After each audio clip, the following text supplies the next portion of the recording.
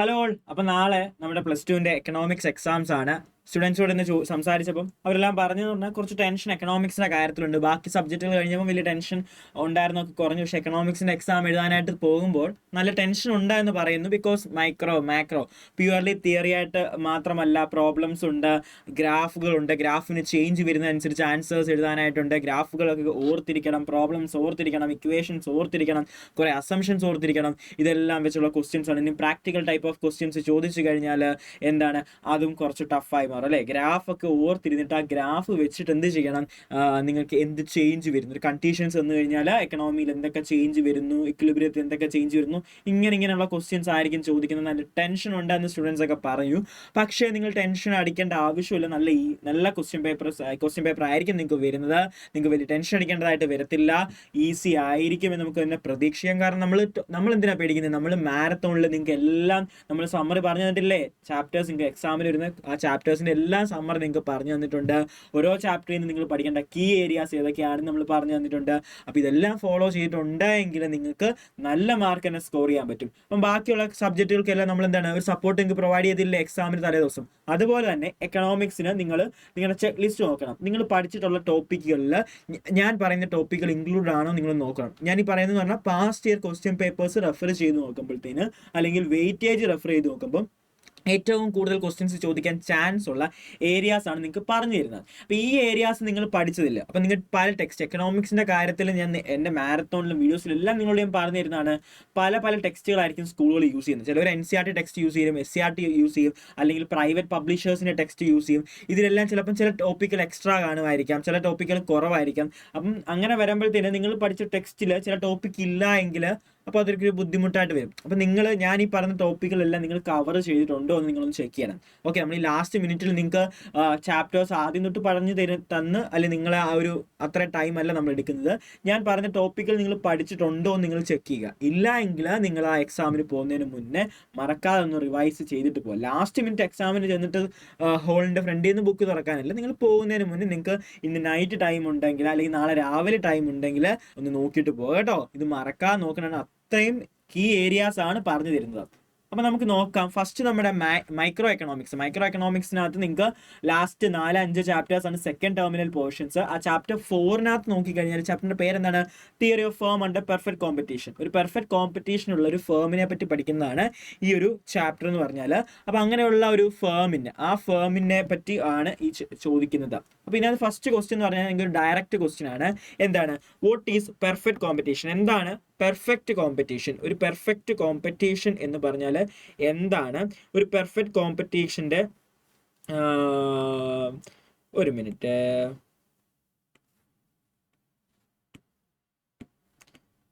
ഒരു perfect competition എന്താണ്? Perfect കോമ്പറ്റീഷൻ്റെ features എന്താണ്? ഈ രണ്ട് ക്വസ്റ്റിനും ഒരു ആൻസർ ആയിരുന്നു. പെർഫെക്റ്റ് കോമ്പറ്റീഷൻ എന്താണെന്ന് ചോദിക്കാൻ നമുക്ക് കൃത്യമായിട്ട് ഒരു ഡെഫിനേഷൻ അല്ല കൊടുക്കുന്നത്. പെർഫെക്റ്റ് കോമ്പറ്റീഷൻ്റെ ഒരു ഫീച്ചേഴ്സ് ആണ് കൊടുക്കുന്നത്. ആ ഫീച്ചേഴ്സ് വെച്ചൊരു ഡെഫിനേഷനാണ് നമ്മൾ ക്രിയേറ്റ് ചെയ്ത് കൊടുക്കുന്നത്. ഫീച്ചേഴ്സ് ചോദിക്കുമ്പോൾ ആ പോയിന്റുകൾ നിങ്ങൾ തന്നെ എക്സ്പ്ലെയിൻ ചെയ്ത് കൊടുക്കണം. ഒരു 5 മാർക്കിനൊക്കെ നോർമലി ചോദിച്ച് കാണുന്ന ഒരു ക്വസ്റ്റ്യൻ ആണ്. What is perfect competition, explain its features എഴുതാനായിട്ട്. ഒരു പെർഫെക്റ്റ് കോമ്പറ്റീഷൻ മാർക്കറ്റ് എന്ന് പറഞ്ഞാൽ എന്താണ്?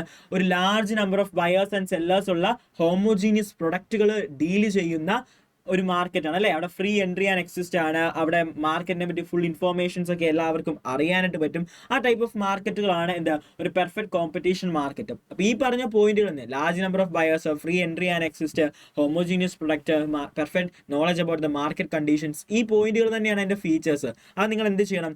എക്സ്പ്ലെയിൻ ചെയ്തും കൊടുക്കേണ്ടതായിട്ടുണ്ട്. മേ ബി നിങ്ങൾക്ക് ചോദിക്കാം, അതായത് സ്ഥിരമായിട്ടുള്ള ചില അറ്റംപ്റ്റുകളിൽ ഈ ഒരു ക്വസ്റ്റ്യൻ നിങ്ങൾക്ക് ചോദിച്ചു കാണും. അതല്ലെങ്കിൽ നിങ്ങൾക്ക് ചോദിക്കുന്നത് കുറച്ച് MCQ ക്വസ്റ്റ്യനകത്ത് ഇത് ഇത് തരും. എന്താണ്? നമ്മുടെ ഈ പെർഫെക്റ്റ് കോമ്പറ്റീഷൻ്റെ ഫീച്ചേഴ്സ് തന്നിട്ട് ഇതിൽ പെർഫെക്റ്റ് കോമ്പറ്റീഷൻ്റെ ഫീച്ചേഴ്സ് അല്ലാത്തത്, അല്ലെങ്കിൽ പെർഫെക്റ്റ് കോമ്പറ്റീഷനുമായിട്ട് റിലേറ്റ് ചെയ്ത് ഇത് അല്ലാത്തത് ഏത് എന്ന് ചോദിക്കാം. ഓഡ് വൺ കണ്ടുപിടിക്കാനായിട്ട് കേട്ടോ. പെർഫെക്റ്റ് കോമ്പറ്റീഷൻ്റെ ഫീച്ചേഴ്സ് തന്നിട്ട് ഒരു ഓപ്ഷൻ എന്തായിരിക്കും? പെർഫെക്റ്റ് കോമ്പറ്റീഷൻ്റെ ഫീച്ചർ അല്ലായിരിക്കും. എന്നിട്ട് കണ്ടുപിടിക്കാനായിട്ടുള്ള ക്വസ്റ്റ്യൻസ് അതേതാണ്, തെറ്റായ ഫീച്ചർ ഏതാണെന്ന് ഐഡന്റിഫൈ ചെയ്യാനായിട്ടുള്ള ക്വസ്റ്റ്യൻസ് MCQനകത്ത് ചോദിക്കാം. പിന്നീട് എന്താണ് റവന്യൂ 3 കോൺസെപ്റ്റ് ആണ് റവന്യൂ റിലേറ്റഡ് ആയിട്ട് നിൽക്കുള്ളത്. റവന്യൂ റിലേറ്റഡ് ആയിട്ട് 3 കോൺസെപ്റ്റുകൾ നിൽക്കുന്നുണ്ട് അല്ലേ. Total revenue, average revenue, marginal revenue. Revenue എന്ന് പറഞ്ഞാൽ എന്താണ്? റവന്യൂ എന്ന് പറഞ്ഞാൽ നമ്മൾ പഠിച്ചിട്ടുണ്ട് എന്താണ്, ഒരു ഫേം അവരുടെ ഔട്ട്പുട്ട് എന്താണ് മാർക്കറ്റിൽ സെയിൽ ചെയ്തിട്ട് അതിൽ നിന്ന് കിട്ടുന്ന ഇൻകം ആണ് ഒരു റവന്യൂ എന്ന് പറഞ്ഞാൽ അല്ലേ. ഔട്ട്പുട്ട് എന്താണ് സോൾവ് ചെയ്തിട്ട് ഔട്ട്പുട്ട് സെയിൽ ചെയ്തിട്ട് അതിൽ നിന്ന് കിട്ടുന്ന ഇൻകം ആണ് എന്ത് റവന്യൂ എന്ന് പറഞ്ഞാൽ. ടോട്ടൽ റവന്യൂ എന്ന് പറഞ്ഞാലോ ടോട്ടൽ ഔട്ട്പുട്ട്, അവരുടെ കയ്യിൽ എത്ര ഔട്ട്പുട്ട് ഉണ്ടോ ആ ഔട്ട്പുട്ട് മാർക്കറ്റിൽ സെയിൽ ചെയ്ത് കിട്ടുന്ന ടോട്ടൽ ഇൻകം ആണ് എന്താ ടോട്ടൽ റവന്യൂ എന്ന് പറഞ്ഞാൽ. ടോട്ടൽ റവന്യൂ എന്ന് പറഞ്ഞാൽ ആവറേജ് റവന്യൂ എന്ന് പറഞ്ഞാൽ ആവറേജ് റവന്യൂ എന്ന് പറഞ്ഞു കഴിഞ്ഞാൽ അവരുടെ ടോട്ടൽ റവന്യൂവിനെ ക്വാണ്ടിറ്റീസ് അല്ലെ ഔട്ട്പുട്ട് കൊണ്ട് ഡിവൈഡ് ചെയ്യുമ്പോൾ കിട്ടുന്നതാണ് എന്ത് ആവറേജ് റവന്യൂ എന്ന് വിളിക്കുന്നത്. ആവറേജ് റവന്യൂ ടോട്ടൽ റവന്യൂവിനെ അവരുടെ ആവറേജ് നമ്പർ ഓഫ് ക്വാണ്ടിറ്റീസ് കൊണ്ട് ഡിവൈഡ് ചെയ്യുമ്പോൾ കിട്ടുന്നതാണ് ആവറേജ് റവന്യൂ. മാർജിനൽ റവന്യൂ എന്ന് പറഞ്ഞാലോ ഒരു എക്സ്ട്രാ യൂണിറ്റ്. മാർജിനൽ എന്ന് പറഞ്ഞാൽ നമ്മൾ എപ്പോഴും കേൾക്കുന്ന വേർഡല്ലേ, എക്സ്ട്രാ അഡീഷണൽ യൂണിറ്റ് മാർക്കറ്റിൽ സെയിൽ ചെയ്യുന്ന വഴി കിട്ടുന്ന അഡീഷണൽ ഇൻകത്തെയാണ് മാർജിനൽ റവന്യൂ എന്ന് വിളിക്കുന്നത്. അപ്പം total revenue, average revenue, marginal revenue. Revenues 3 concept: total revenue, average revenue, marginal revenue. ഈ കോൺസെപ്റ്റുകൾ പഠിക്കണം കേട്ടോ, മറക്കാതെ പഠിച്ചിട്ട് പോകണം. ചിലപ്പോൾ നിങ്ങൾക്ക് ചോദിക്കുന്ന ഒരു പ്രോബ്ലംസ് ആയിരിക്കും ചോദിക്കുന്നത്. പ്രോബ്ലംസ് എന്ന് പറയുമ്പോഴത്തേന് ഒരു ടേബിൾ തന്നിട്ട് എന്താണ് ഔട്ട്പുട്ട് തരും, പ്രൈസ് തരും അല്ലേ. എന്താണ് നിങ്ങൾക്ക് ഔട്ട്പുട്ട് തന്നു, പ്രൈസ് തന്നു, ടോട്ടൽ റവന്യൂ കണ്ടുപിടിക്കാൻ, ആവറേജ് റവന്യൂ കണ്ടുപിടിക്കാൻ, മാർജിനൽ റവന്യൂ കണ്ടുപിടിക്കാൻ. ഔട്ട്പുട്ടും പ്രൈസ് എന്നിട്ടുണ്ടെങ്കിൽ അവരെ തമ്മിൽ മൾട്ടിപ്ലൈ ചെയ്താൽ ടോട്ടൽ റവന്യൂ കിട്ടും. ടോട്ടൽ റവന്യൂവിനെ ഔട്ട്പുട്ട് വേണ്ടി ഡിവൈഡ് ചെയ്താൽ ആവറേജ് റവന്യൂ കിട്ടും. എക്സ്ട്രാ അഡീഷണൽ യൂണിറ്റുകൾക്ക് എന്ത് ടോട്ടൽ വന്നിട്ടുണ്ട്, അതായത് ടോട്ടൽ റവന്യൂ റെസ്പെക്റ്റീവ് കോളത്തിലെ ടോട്ടൽ റവന്യൂവിനെ തൊട്ട് മുന്നത്തെ ടോട്ടൽ റവന്യൂ കുറച്ച് കഴിഞ്ഞാൽ ഇപ്പോഴത്തെ നമ്മളിപ്പോൾ ഒരു ഔട്ട്പുട്ട് 5 ഔട്ട്പുട്ട് വിറ്റപ്പോൾ കിട്ടിയ ടോട്ടൽ റവന്യൂ നമുക്കറിയാം. അപ്പം ആ 5 ഔട്ട്പുട്ടിൽ നിന്ന് 4 ഔട്ട്പുട്ട് കുറച്ച് കഴിഞ്ഞാൽ എന്താണ് മാർജിനൽ റവന്യൂ കിട്ടും. ഇപ്പോഴത്തെ ടോട്ടൽ റവന്യൂ എത്രയാണോ അതിൽ നിന്ന് തൊട്ട് മുന്നത്തെ ടോട്ടൽ റവന്യൂ കുറച്ച് കഴിഞ്ഞാൽ എന്ത് കിട്ടും, മാർജിനൽ റവന്യൂ കിട്ടും. അപ്പോൾ റവന്യൂവിൻ്റെ 3 കോൺസെപ്റ്റ് ഓക്കെ നോക്കിയിട്ടുണ്ടോ? പിന്നെ ഏറ്റവും ഈ ചാപ്റ്ററിൽ നിങ്ങൾക്ക് പഠിക്കേണ്ടതാണ് പ്രോഫിറ്റ് മാക്സിമൈസേഷൻ. എന്താണ് പ്രോഫിറ്റ് മാക്സിമൈസേഷൻ? പ്രോഫിറ്റ് മാക്സിമൈസേഷൻ പഠിക്കണം.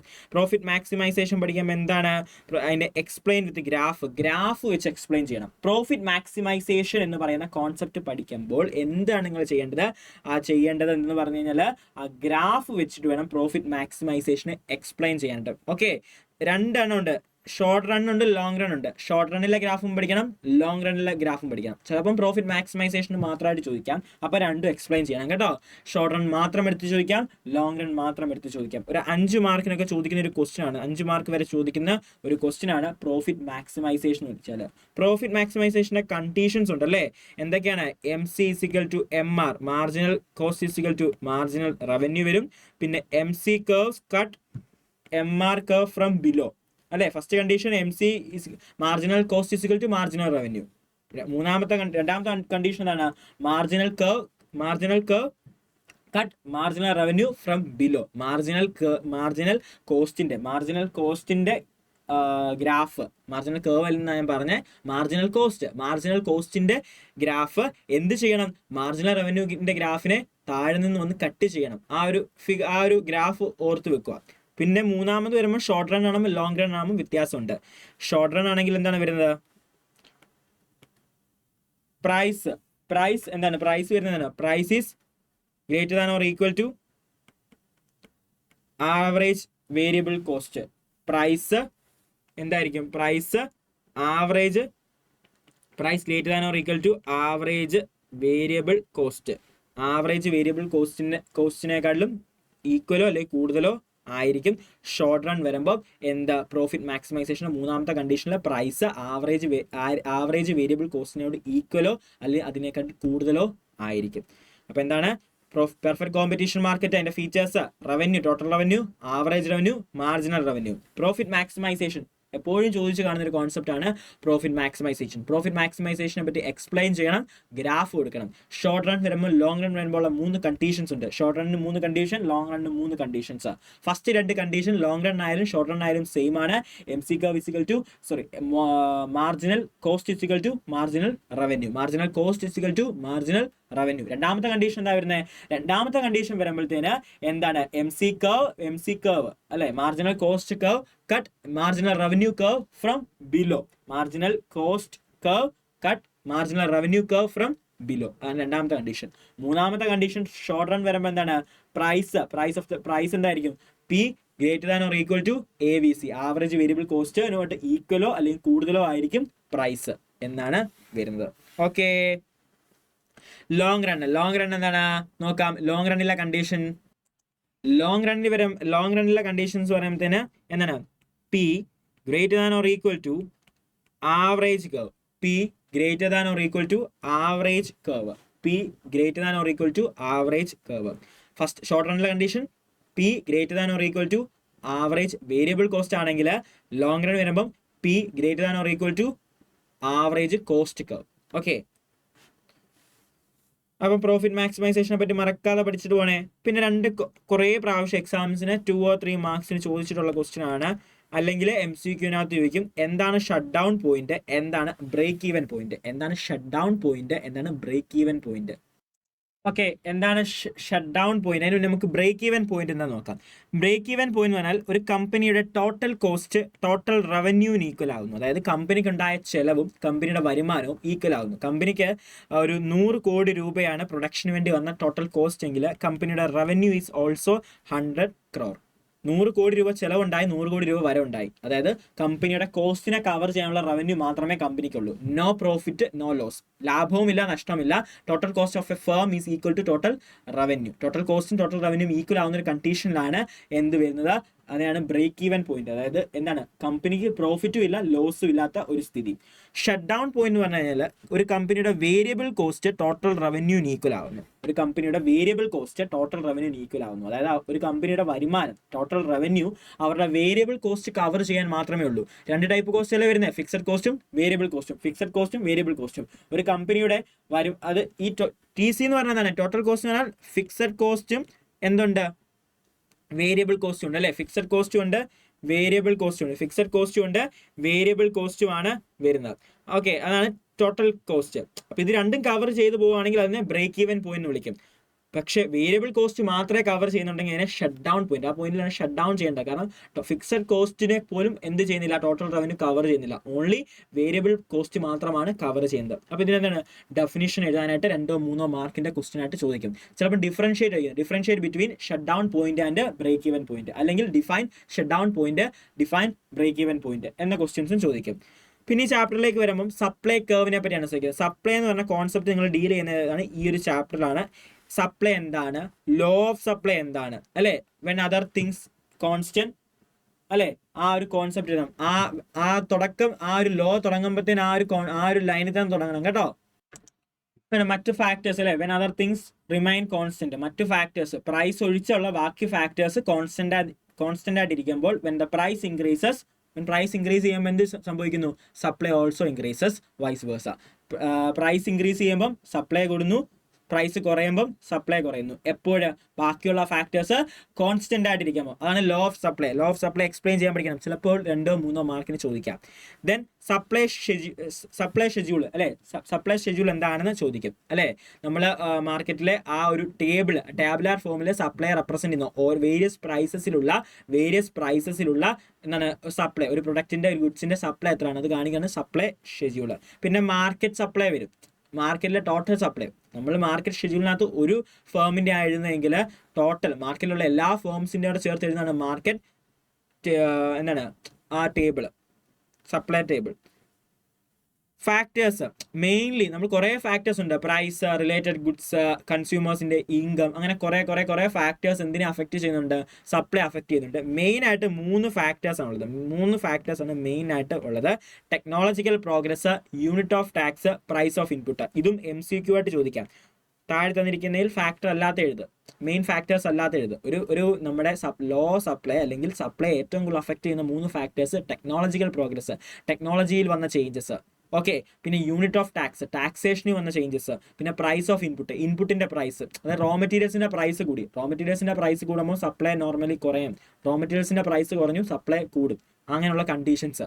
ടാക്സേഷൻ, ടാക്സ് കൂടി കഴിയുമ്പോൾ എന്താണ്, ഗുഡ്സിന്റെ പ്രൈസ് കൂടും, പ്രൈസ് കൂടുമ്പോഴത്തേന് സപ്ലൈ കുറയും, ടാക്സ് കുറയുമ്പോഴത്തേന് സപ്ലൈ കൂടും, അങ്ങനെയൊക്കെ ആ ഒരു കണ്ടീഷൻസ് എഴുതണം. Okay, factors: technological progress, unit of tax, then price of input.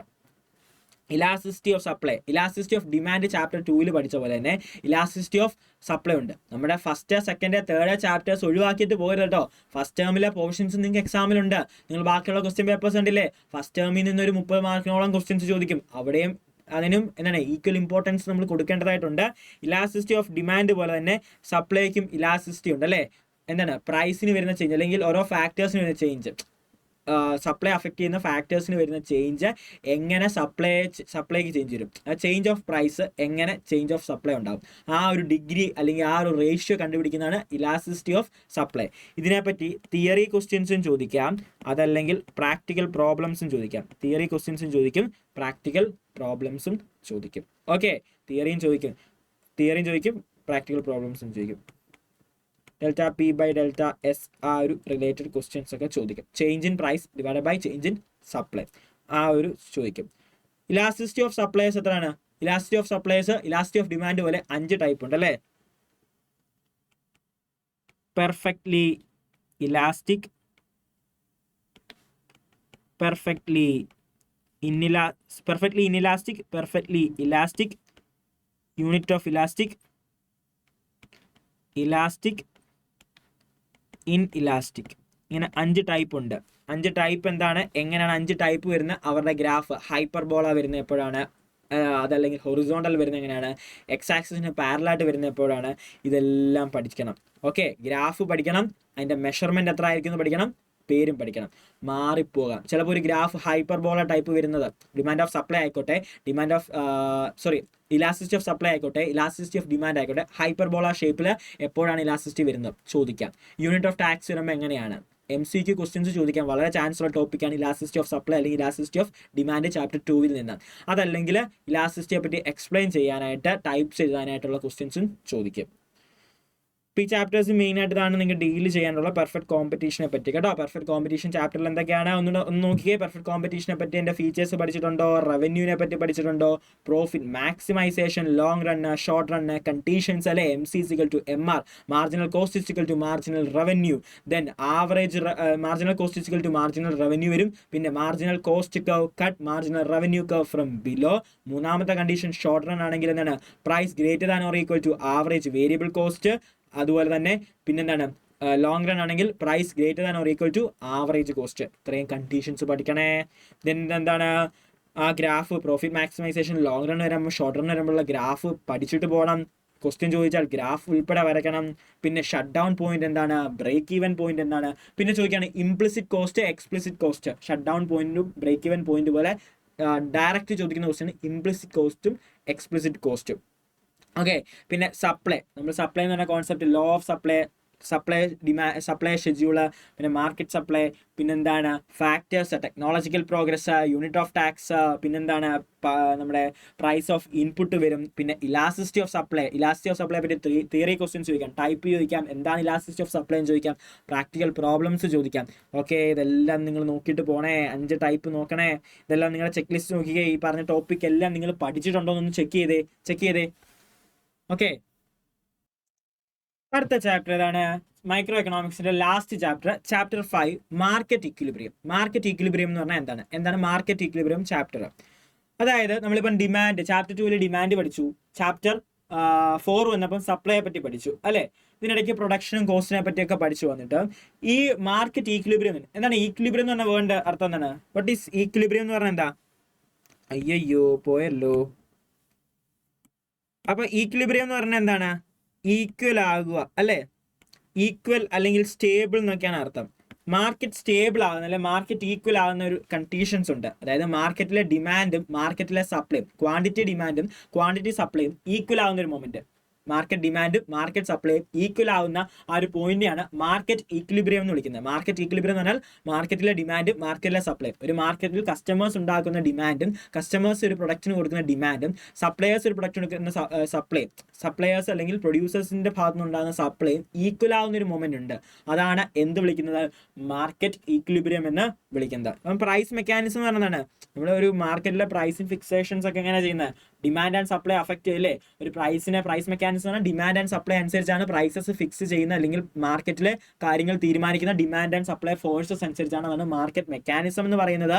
എന്താണ് ഈക്വിലിബ്രിയം എന്ന് പറഞ്ഞാൽ? എന്താണ്? സ്റ്റേബിൾ അല്ലെങ്കിൽ ഈക്വൽ എന്നൊരു അർത്ഥമാണ് ഈക്വിലിബ്രിയം കൊണ്ട് വരുന്നത്. എന്താണ് ആ ഒരു മീനിങ് വരുന്നത്? അപ്പം ഡിമാൻഡ് ആൻഡ് സപ്ലൈ ഈക്വൽ ആവുന്നു, മാർക്കറ്റിലെ ഡിമാൻഡും മാർക്കറ്റിലെ സപ്ലൈയും ഈക്വൽ ആവുന്ന പോയിന്റ് ആണ് എന്താണ് ഈക്വിലിബ്രിയം പോയിന്റ് എന്ന് വിളിക്കുന്നത്. ആ ഈക്വിലിബ്രിയം പോയിന്റിലുള്ള ഇപ്പൊ നോക്കി ഗ്രാഫിലേക്ക് നോക്കിയേ. ഈക്വിലിബ്രിയത്തെ പറ്റി ചോദിച്ചാൽ ഗ്രാഫ് വരയ്ക്കണം. ഗ്രാഫ് കാണാമോ? ഗ്രാഫിനകത്ത് നോക്കിക്കേ, ഒരു ഡിമാൻഡിന്റെ കർവ് ഉണ്ട്, സപ്ലൈ കർവ് ഉണ്ട്. ഇത് രണ്ടുകൂടെ മീറ്റ് ചെയ്യുന്ന പോയിന്റ് ഉണ്ട്, അതാണ് ഇക്വിലിബ്രിയം പോയിന്റ്. ആ ഇക്വിലിബ്രിയം പോയിന്റിലുള്ള പ്രൈസിനാണ് ഇക്വിലിബ്രിയം പ്രൈസ് എന്ന് വിളിക്കുന്നത്. ആ പോയിന്റിലുള്ള ഡിമാൻഡ് ആണ് എന്ത്? ക്വാണ്ടിറ്റി ആണ് ഇക്വിലിബ്രിയം ക്വാണ്ടിറ്റി. അപ്പം demand, supply, equilibrium point, equilibrium price, equilibrium quantity. Concept അല്ലേ? ക്വാണ്ടിറ്റി ഡിമാൻഡ് ക്വാണ്ടിറ്റി സപ്ലൈയും ഈക്വൽ ആവുന്നു. ക്വാണ്ടിറ്റി ഡിമാൻഡും ക്വാണ്ടിറ്റി സപ്ലൈയും ഈക്വൽ ആവുന്ന മൊമെന്റ് ആണ് എന്ത്? മാർക്കറ്റ് ഈക്വിലിബ്രിയം എന്ന് വിളിക്കുന്നത്. ഗ്രാഫ് വരയ്ക്കണം, ഈക്വേഷൻ എഴുതണം, എന്താണ് ഡെഫിനേഷൻ കൊടുക്കണം ചോദിച്ചു കഴിഞ്ഞാൽ. പിന്നീട് ഈ ചാപ്റ്ററിൽ വളരെ വളരെ ഇമ്പോർട്ടൻ്റ് ആയിട്ടുള്ള ക്വസ്റ്റ്യനും നിങ്ങൾക്ക് എന്താണ് പ്രാക്ടിക്കൽ ഏരിയാസ്, അതായത് നിങ്ങളുടെ നോളജ് അനുസരിച്ച് നിങ്ങൾ ടെസ്റ്റ് ചെയ്യുന്ന ടൈപ്പ് ക്വസ്റ്റ്യൻസ് ചോദിക്കുന്ന ഒരു ഭാഗമാണ് shift in demand and shift in supply. അതായത് നമ്മളിപ്പോൾ ഈ കോൺസെപ്റ്റ് വരച്ചില്ലേ, ഡിമാൻഡ് ആൻഡ് സപ്ലൈ മീറ്റ് ചെയ്യുന്ന പോയിന്റ് ആണ്, ഡിമാൻഡ് കർവും സപ്ലൈ കർവും മീറ്റ് ചെയ്യുന്ന പോയിന്റ്, അല്ലെങ്കിൽ മാർക്കറ്റ് ഡിമാൻഡും മാർക്കറ്റ് സപ്ലൈയും ഈക്വൽ ആവുന്ന പോയിന്റ് ആണ് മാർക്കറ്റ് ഈക്വിലിബ്രിയം പോയിന്റ് എന്ന് വിളിക്കുന്നത്. അപ്പോൾ അവിടെ എന്താണ്? ഈക്വിലിബ്രിയം പ്രൈസ് ഉണ്ടാകുന്നു, ഈക്വിലിബ്രിയം ക്വാണ്ടിറ്റി ഉണ്ടാകുന്നു. ഈ ഡിമാൻഡിന് എന്തെങ്കിലും ചേഞ്ച് വരുന്നു? ഡിമാൻഡ് ചേഞ്ച് വരുന്ന ഇൻക്രീസ് ഇൻ ഡിമാൻഡോ ഡിക്രീസ് ഇൻ ഡിമാൻഡോ വരുന്നു, അല്ലെങ്കിൽ ഇൻക്രീസ് ഇൻ സപ്ലൈയോ ഡിക്രീസ് ഇൻ സപ്ലൈയോ വരുന്നു. ഇത് രണ്ടും സംഭവിക്കുന്നു. ഇങ്ങനെയുള്ള കേസസിൽ ഈ ഡിമാൻഡിനോ സപ്ലൈക്കോ ചേഞ്ച് വരുമ്പോൾ ഇക്വിലിബ്രിയം പ്രൈസിനോ ഇക്വിലിബ്രിയം ക്വാണ്ടിറ്റിക്കോ എന്ത് സംഭവിക്കും? ഇക്വിലിബ്രിയം ക്വാണ്ടിറ്റിക്കോ ഇക്വിലിബ്രിയം പ്രൈസിനോ എന്ത് സംഭവിക്കും? ഓരോ കണ്ടീഷൻസ്, അതായത് മാർക്കറ്റിലെ ഡിമാൻഡ് മാറി, മാർക്കറ്റിലെ സപ്ലൈ മാറി, അല്ലെങ്കിൽ മാർക്കറ്റിലെ ഡിമാൻഡ് സപ്ലൈക്കും ചേഞ്ച് വന്നു. അപ്പോൾ ഇക്വിലിബ്രിയം പ്രൈസിന് എന്ത് സംഭവിക്കും? ഇക്വിലിബ്രിയം ക്വാണ്ടിറ്റിക്ക് എന്ത് സംഭവിക്കും എന്ന ടൈപ്പ് ഓഫ് ക്വസ്റ്റ്യൻസ് നിങ്ങൾക്ക് ചോദിക്കും. അതാണ് shift in demand and shift in supply. അതായത് ഷിഫ്റ്റ് ഇൻ ഡിമാൻഡ്, ഷിഫ്റ്റ് ചെയ്യുക, ഗ്രാഫ് ഷിഫ്റ്റ് ചെയ്യുക, മൂവ്മെന്റ് അല്ല, ഗ്രാഫ് ടോട്ടലി ഷിഫ്റ്റ് ചെയ്യുക, ഒരു പുതിയ ഗ്രാഫ് ഉണ്ടാവുക. 3 ടൈപ്പാണ് നമുക്ക് പഠിക്കാനുള്ളത്. Shift in demand, shift in supply, both shift. അതായത് ഡിമാൻഡ് കർവ് മാത്രം, അതായത് നമ്മളിപ്പോൾ ഈ ഗ്രാഫിനകത്ത് ഡിമാൻഡ് ഉണ്ട്, സപ്ലൈ ഉണ്ട്. ഇതിനകത്ത് ഡിമാൻഡ് കർവിന് മാത്രം ഷിഫ്റ്റ് സംഭവിക്കുക. ഡിമാൻഡ് കർവ് എങ്ങോട്ടൊക്കെ ഷിഫ്റ്റ് ചെയ്യാൻ പറ്റും? ഓൾറെഡി ചാപ്റ്റർ 2 പഠിച്ചു. റൈറ്റ് വേർഡും ലെഫ്റ്റ് വേർഡും. റൈറ്റ് വേർഡ് ഷിപ്മെന്റ് ഉണ്ട്, ലെഫ്റ്റ് വേർഡ് ഷിപ്മെന്റ് ഉണ്ട്. റൈറ്റ് വേർഡ് ഷിപ്മെന്റ് എന്ന് പറഞ്ഞാൽ increase in demand, demand increase ചെയ്യും അല്ലേ, ഡിമാൻഡ് ഇൻക്രീസ് ചെയ്യുന്നു. ലെഫ്റ്റ് വേർഡ് എന്ന് പറഞ്ഞാൽ ഡിക്രീസ് ഇൻ ഡിമാൻഡ്, ഡിമാൻഡ് കുറയുന്നു. അപ്പം ഡിമാൻഡ് ഇൻക്രീസ് ചെയ്യുന്നു, അതായത് റൈറ്റിലേക്ക് ഗ്രാഫ് ഷിഫ്റ്റ് ചെയ്യുന്നു, ഡിമാൻഡ് കുറയുന്നു, എന്ത് സംഭവിക്കും? ഓക്കെ, എന്ത് സംഭവിക്കും എന്ന് ചോദിക്കുന്നു. നമ്മുടെ റൈറ്റിലേക്ക് ഷിഫ്റ്റ് ചെയ്യുന്നു. ഇൻക്രീസ് ഇൻ ഡിമാൻഡ് എന്ന് പറയുന്നതാണ് increase in demand. Demand curve റൈറ്റിലേക്ക് ഷിഫ്റ്റ് ചെയ്യുന്ന സമയത്ത് എന്ത് സംഭവിക്കുന്നു? ഇക്വിലിബ്രിയം പ്രൈസും കൂടുന്നു, ഇക്വിലിബ്രിയം ക്വാണ്ടിറ്റിയും കൂടുന്നു. ഇക്വിലിബ്രിയം പ്രൈസും കൂടും, ഇക്വിലിബ്രിയം ക്വാണ്ടിറ്റിയും കൂടും. ഇതാണ് നിങ്ങൾ ഓർത്തിരിക്കേണ്ടത്. Shift in demand, demand curve മാത്രം ഷിഫ്റ്റ് ചെയ്യുന്നു. സപ്ലൈ കർവ് എവിടെ നിൽക്കുന്നു അവിടെ തന്നെ നിൽക്കുന്നു. ഞാൻ അനങ്ങത്തില്ല എന്ന് പറഞ്ഞ് സപ്ലൈ കർവ് അവിടെ തന്നെ നിൽക്കുന്നു. ഡിമാൻഡ് കർവ് എന്താണ്? പിണങ്ങി പോകുന്നു. ഡിമാൻഡ് കർവ് കുറച്ചുകൊണ്ട് മാറി നിൽക്കുന്നു. ഡിമാൻഡ് കർവിന് ഷിഫ്റ്റ് സംഭവിക്കുന്നു. ഡിമാൻഡ് കർവ് എങ്ങോട്ട് ഷിഫ്റ്റ് ചെയ്യുന്നു? റൈറ്റ് വേർഡിലേക്ക് ഷിഫ്റ്റ് ചെയ്യുന്നു. എന്ന് പറഞ്ഞാൽ എന്താണ്? Increase in demand. Increase in demand എന്ന് പറഞ്ഞാൽ എന്താണ്? ഇക്വിലിബ്രിയം പ്രൈസും കൂടി, ഇക്വിലിബ്രിയം ക്വാണ്ടിറ്റിയും കൂടി. സപ്ലൈ കർവിന് ഇപ്പോഴും ചേഞ്ച് ഒന്നും ഇല്ലേ? ദെൻ ലെഫ്റ്റ് വേർഡിലേക്ക് ഷിഫ്റ്റ് ചെയ്തു. ഡിമാൻഡ് കർവ് ലെഫ്റ്റിലേക്ക് ഷിഫ്റ്റ് ചെയ്ത് അതിന്റെ അർത്ഥം എന്താണ്? ഡിക്രീസ് ഇൻ ഡിമാൻഡ്, ഡിമാൻഡ് കുറഞ്ഞു. ഡിമാൻഡ് കുറയുമ്പോൾ അതിന്റെ അർത്ഥം എന്താണ്? പ്രൈസും ക്വാണ്ടിറ്റി ഡിമാൻഡും കുറയുന്നു. പ്രൈസും ക്വാണ്ടിറ്റിയും കുറയുന്നുണ്ട്. അടുത്തത് ഡിമാൻഡിന് യാതൊരു ചേഞ്ച് ഇല്ല. ഡിമാൻഡ് എവിടെ നിന്നോ അവിടെ തന്നെ നിൽക്കുന്നു, കോൺസ്റ്റന്റ് ആയിട്ട് നിൽക്കുന്നു. സപ്ലൈ കർവ് ആണ് ചേഞ്ച് വരുന്നത്. സപ്ലൈ കർവിന് ഷിഫ്റ്റ് സംഭവിക്കുന്നു. സപ്ലൈ കർവ് ലെഫ്റ്റിലേക്ക് നീങ്ങുന്നു, സപ്ലൈ കർവ് റൈറ്റിലേക്ക് നീങ്ങുന്നു. സപ്ലൈ കർവ് റൈറ്റിലേക്ക് നീങ്ങിയാൽ അതിനെ ഇൻക്രീസ് ഇൻ സപ്ലൈ എന്ന് വിളിക്കും. സപ്ലൈ കർവ് റൈറ്റിലേക്ക് നീങ്ങി കഴിഞ്ഞാൽ എന്ത് വിളിക്കും? ഇൻക്രീസ് ഇൻ സപ്ലൈ എന്ന് വിളിക്കും. അപ്പോൾ എന്താണ് സംഭവിക്കുന്നത്? ഇൻക്രീസ് ഇൻ സപ്ലൈ വരുമ്പോൾ എന്ത് സംഭവിക്കും? ദെൻ ഇൻക്രീസ് ഇൻ സപ്ലൈ വരുമ്പോൾ പ്രൈസ് കുറയും. ഇൻക്രീസ് ഇൻ സപ്ലൈ ആകുമ്പോൾ പ്രൈസ് കുറയും അല്ലേ? മാർക്കറ്റിലെ ഇക്വിലിബ്രിയം പ്രൈസ് കുറയും, പക്ഷെ quantity demand and quantity supplied കൂടും. ക്വാണ്ടിറ്റി ഡിമാൻഡും ക്വാണ്ടിറ്റി സപ്ലൈഡും കൂടും. ദെൻ സപ്ലൈ കർവ് എന്താണ്? ലെഫ്റ്റിലേക്ക് ഷിഫ്റ്റ് ചെയ്യുന്നു. സപ്ലൈ കർവ് ലെഫ്റ്റിലേക്ക് ഷിഫ്റ്റ് ചെയ്യുമ്പോൾ അതിന്റെ പേരെന്താണ്? Decrease in supply. Decrease in supply എന്താകും? പ്രൈസ് ഇൻക്രീസ് ചെയ്യും, ക്വാണ്ടിറ്റി സപ്ലൈഡും ക്വാണ്ടിറ്റി ഡിമാൻഡും കുറയും. പ്രൈസ് എന്ത് ചെയ്യും, ഇൻക്രീസ് ചെയ്യും, ക്വാണ്ടിറ്റി സപ്ലൈയും ക്വാണ്ടിറ്റി ഡിമാൻഡും കുറയും. ഇതാണ് നിങ്ങൾക്ക് എക്സാമിന് ചോദിക്കുന്നത്. എന്താണ്, സപ്ലൈക്ക് ചേഞ്ച് ഒന്നുമില്ല, ഡിമാൻഡിന് ചേഞ്ച് വന്നു, ഡിമാൻഡ് കൂടി എന്ന് പറഞ്ഞാൽ ഇൻക്രീസ് ഇൻ ഡിമാൻഡ് വരുമ്പോൾ എന്ത് സംഭവിക്കുന്നു, ഇൻക്രീസ് ഇൻ ഡിമാൻഡ് വരുമ്പോൾ ക്വാണ്ടിറ്റിയും ഇക്വിലിബ്രിയം പ്രൈസും കൂടുന്നു. ഡിക്രീസ് ഇൻ ഡിമാൻഡ് വരുമ്പോൾ രണ്ടുപേരും ക്വാണ്ടിറ്റിയും പ്രൈസും കുറയുന്നു. സപ്ലൈക്ക് വരുമ്പോൾ സപ്ലൈ കർവിന് ഇൻക്രീസ് ഇൻ സപ്ലൈ വരുമ്പോഴത്തേന് പ്രൈസ് കുറയുന്നു, quantity demand and quantity supply കൂടുന്നു. പിന്നീട് സപ്ലൈ കുറയുന്നു, ഡിക്രീസ് ഇൻ സപ്ലൈ വരുമ്പോൾ പ്രൈസ് റൈസ് ചെയ്യുന്നു, ക്വാണ്ടിറ്റി ഡിമാൻഡും ക്വാണ്ടിറ്റി സപ്ലൈയും കുറയുന്നു. ദെൻ സൈമിൾട്ടേനിയസ് ഷിഫ്റ്റ്, രണ്ടുപേർക്കും ചേഞ്ച് വരുന്നത്. ഇത് നോർമലി ചോദിച്ച് കാണത്തില്ലെന്നല്ല, ടേബിൾ ഫോം ചോദിക്കും. ഇങ്ങനെ കണ്ടീഷൻസ് നിങ്ങൾ ടെക്സ്റ്റിലൊക്കെ നോക്കിയാൽ ടേബിൾ ഫോം ഉണ്ട്. എന്താണ്, ബോത്ത് റൈറ്റ് വേർഡ്, ഡിമാൻഡ് കർവും സപ്ലൈ കർവും റൈറ്റിലേക്ക് ഷിഫ്റ്റ് ചെയ്യുന്നു, എന്ത് സംഭവിക്കും, അതെന്താണെന്ന് എഴുതാൻ, റിസൾട്ട് എഴുതാനായിട്ട്. ബോത്ത് ലെഫ്റ്റ് വേർഡ്, രണ്ടുപേരും ലെഫ്റ്റിലേക്ക് നീങ്ങുന്നു. ദെൻ ഡിമാൻഡ് കർവ് ലെഫ്റ്റിലേക്കും സപ്ലൈ കർവ് റൈറ്റിലേക്കും നീങ്ങുന്നു. ഡിമാൻഡ് കർവ് റൈറ്റിലേക്കും സപ്ലൈ കർവ് ലെഫ്റ്റിലേക്കും നീങ്ങുന്നു. ഇതെന്ത് സംഭവിക്കും എന്നെഴുതാനായിട്ട് വരും. ഓക്കെ, മോസ്റ്റ്ലി ഗ്രാഫ് വരയ്ക്കുന്നതിനേക്കാളും കൂടുതലായിട്ട് ചോദിക്കുന്ന ക്വസ്റ്റ്യൻ എന്ന് പറഞ്ഞു കഴിഞ്ഞാൽ നിങ്ങൾക്ക് ഈ കണ്ടീഷൻസ് തന്നിട്ട് എന്ത് സംഭവിക്കുമെന്ന് തിയറി എഴുതുമ്പോൾ ഗ്രാഫ് ഇടുക. ഡയറക്റ്റ് ഗ്രാഫ് വരയ്ക്കാനായിട്ട് ചോദിക്കാൻ ചാൻസ് കുറവാണ്. നിങ്ങൾ എന്താ ചെയ്യേണ്ടതെന്ന് വെച്ചാൽ നിങ്ങൾക്ക് ക്വസ്റ്റ്യൻ തരും. ക്വസ്റ്റ്യൻ ഞാൻ കാണിച്ചു തരാം എങ്ങനെയായിരിക്കും ക്വസ്റ്റ്യൻ വരുന്നതെന്ന്. അതായത് നിങ്ങൾക്ക് ക്വസ്റ്റ്യൻ വരുന്നത്, what happened the equilibrium price of a commodity if there is a decrease in its demand? What happened to the equilibrium price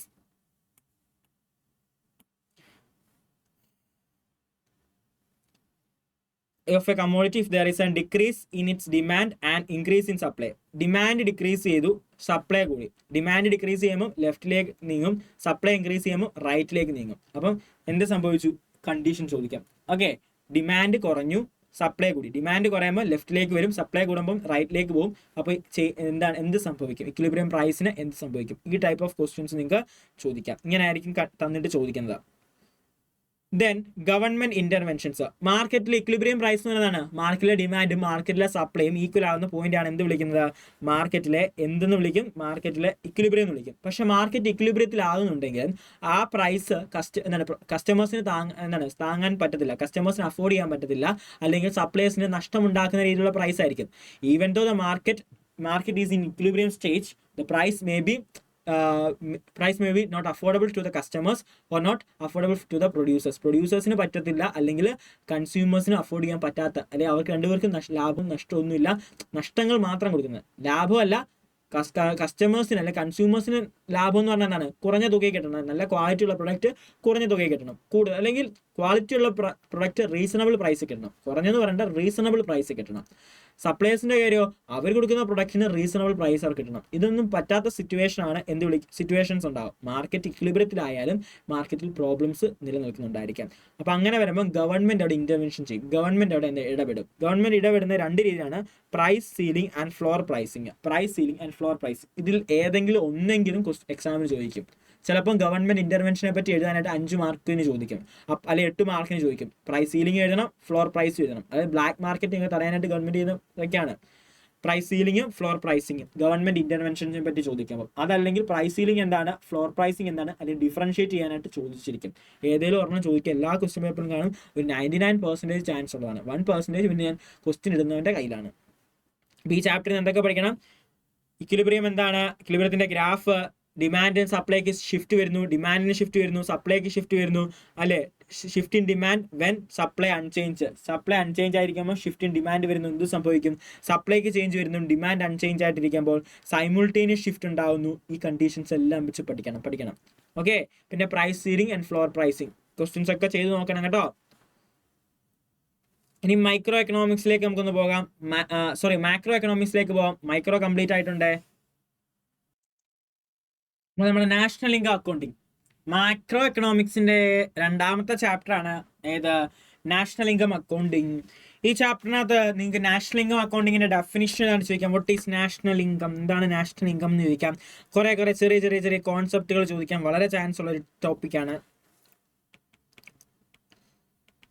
okay, ചെറിയ ചെറിയ കോൺസെപ്റ്റുകൾ ചോദിക്കും. അതായത് ഗുഡ്സ് പല ടൈപ്പ് ഓഫ് ഗുഡ്സ് ഉണ്ട്. Final goods, consumer good, intermediary goods, capital goods അല്ലേ. Final goods എന്നാണ്, final goods പറഞ്ഞാൽ കൺസ്യൂമേഴ്സിന് കൺസ്യൂം ചെയ്യാനായിട്ടോ അല്ലെങ്കിൽ ഫർദർ പ്രൊഡക്ഷന് വേണ്ടിയുള്ള ടൈപ്പ് ഓഫ് ഗുഡ്സ് ആയിരിക്കും ഫൈനൽ ഗുഡ്സ്. അതായത് പ്രൊഡക്ഷൻ പ്രോസസ്സ് എല്ലാം കംപ്ലീറ്റ് ആയിട്ടുള്ള ഫൈനൽ സ്റ്റേജ് നിൽക്കുന്ന പ്രൊഡക്റ്റ് ആണ് ഫൈനൽ ഔട്ട്പുട്ട് അല്ലെങ്കിൽ ഫൈനൽ ഗുഡ്സ് എന്ന് പറഞ്ഞാൽ. കൺസ്യൂമർ ഗുഡ്സ് എന്നാൽ കൺസ്യൂമേഴ്സിന് ഡയറക്ട്ലി കൺസ്യൂം ചെയ്യുന്നതാണ്. ഓക്കെ, കൺസ്യൂമേഴ്സ് ഡയറക്ട്ലി കൺസ്യൂം ചെയ്യുന്നു. ഇന്റർമീഡിയറ്റ് ഗുഡ്സ് എന്ന് പറഞ്ഞാൽ എന്താണ്? What is intermediate goods? Intermediate goods എന്ന് പറഞ്ഞാൽ എന്താണ്? നമ്മുടെ പ്രൊഡക്ഷൻ സ്റ്റേജസിലായിരിക്കുന്ന ഗുഡ്സ് അല്ലേ, ഫൈനൽ പ്രൊഡക്റ്റിലേക്ക് ആകേണ്ടതായിട്ടുള്ള ഗുഡ്സ് ആണ്.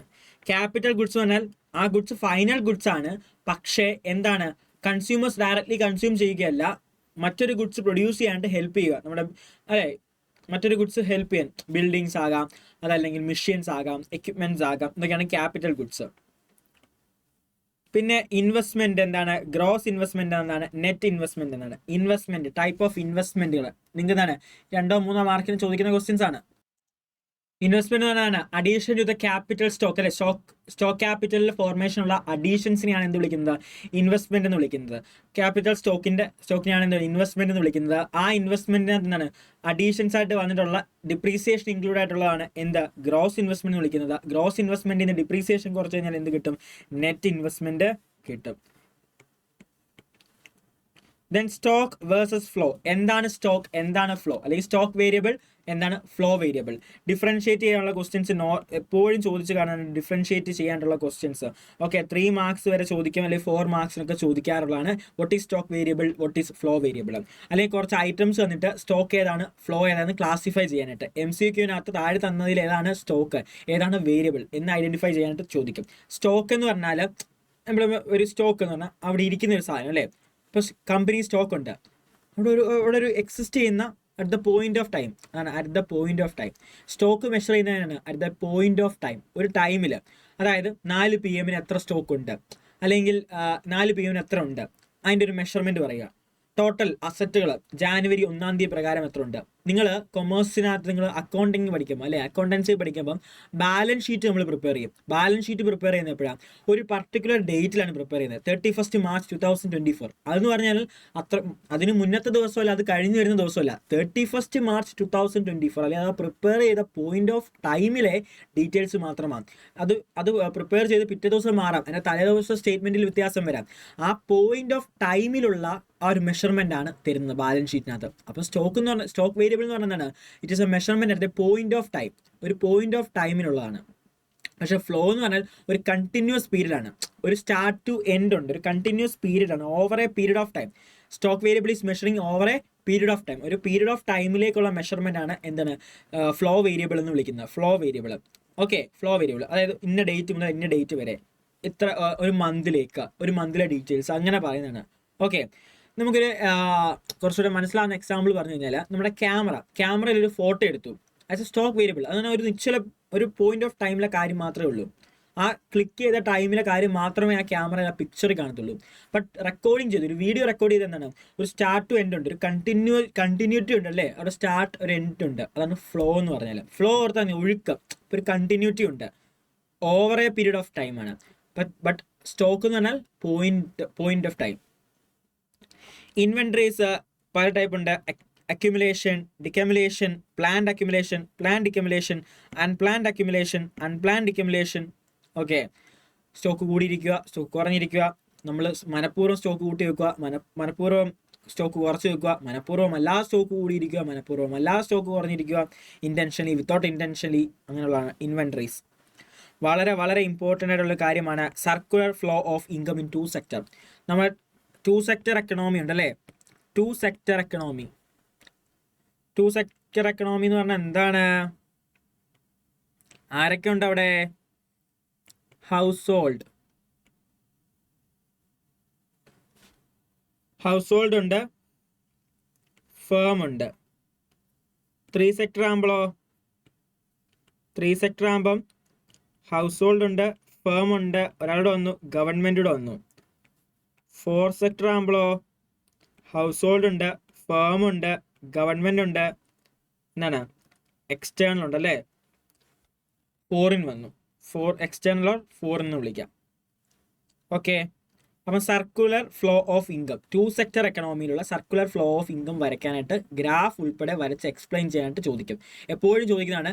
അതല്ലെങ്കിൽ ഗ്രാഫ് തരും, ഗ്രാഫ് വന്നിട്ട് ഫില്ല് ചെയ്യാനായിട്ട് ഫാക്ടർ പേയ്മെൻറ്റ് അല്ലെങ്കിൽ ഇങ്ങനെ കോൺസെപ്റ്റുകൾ മിസ്സിംഗ് ആയിട്ട് വരും അല്ലേ. ഫാക്ടർ ഓഫ് പ്രൊഡക്ഷൻ ഹൗസ് ഹോൾഡിൽ നിന്ന് ഫേമിലേക്ക് പോകുന്നു, അതിന് പകരമായി ഫാക്ടർ പേയ്മെൻറ്റ് ഫേമിൽ നിന്ന് ഹൗസ് ഹോൾഡിലേക്ക് പോകുന്നു.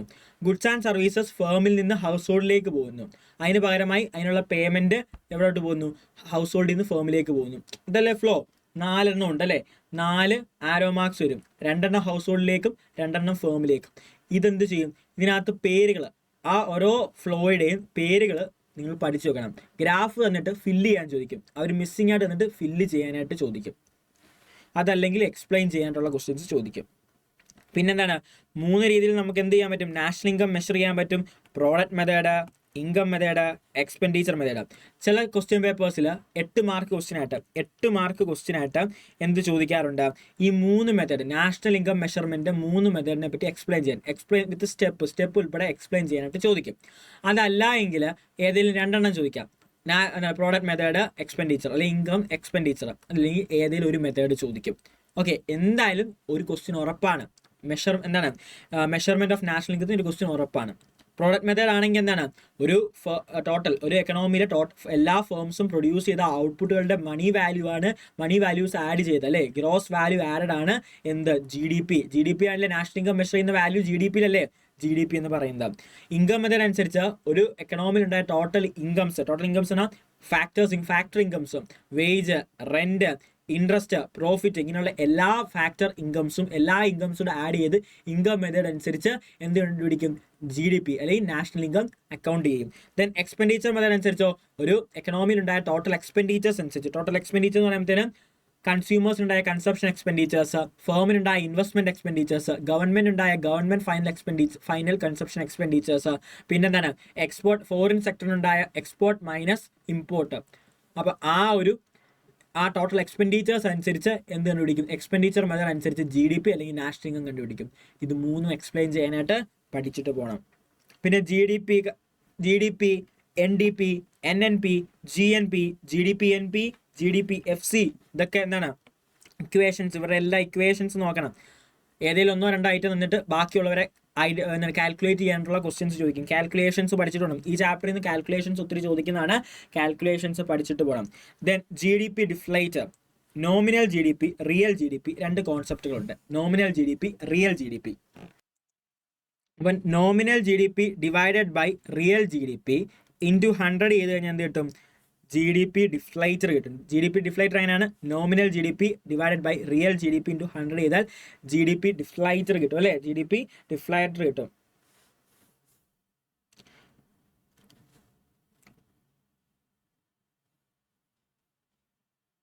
ഇതൊക്കെയാണ് ഈ ചാപ്റ്ററിൽ നോക്കുന്ന കോൺസെപ്റ്റുകൾ. പിന്നെ പേഴ്സണൽ ഇൻകം, ഡിസ്പോസിബിൾ ഇൻകം എന്തൊക്കെയാണ് എന്ന് ചോദിക്കാറുണ്ട്.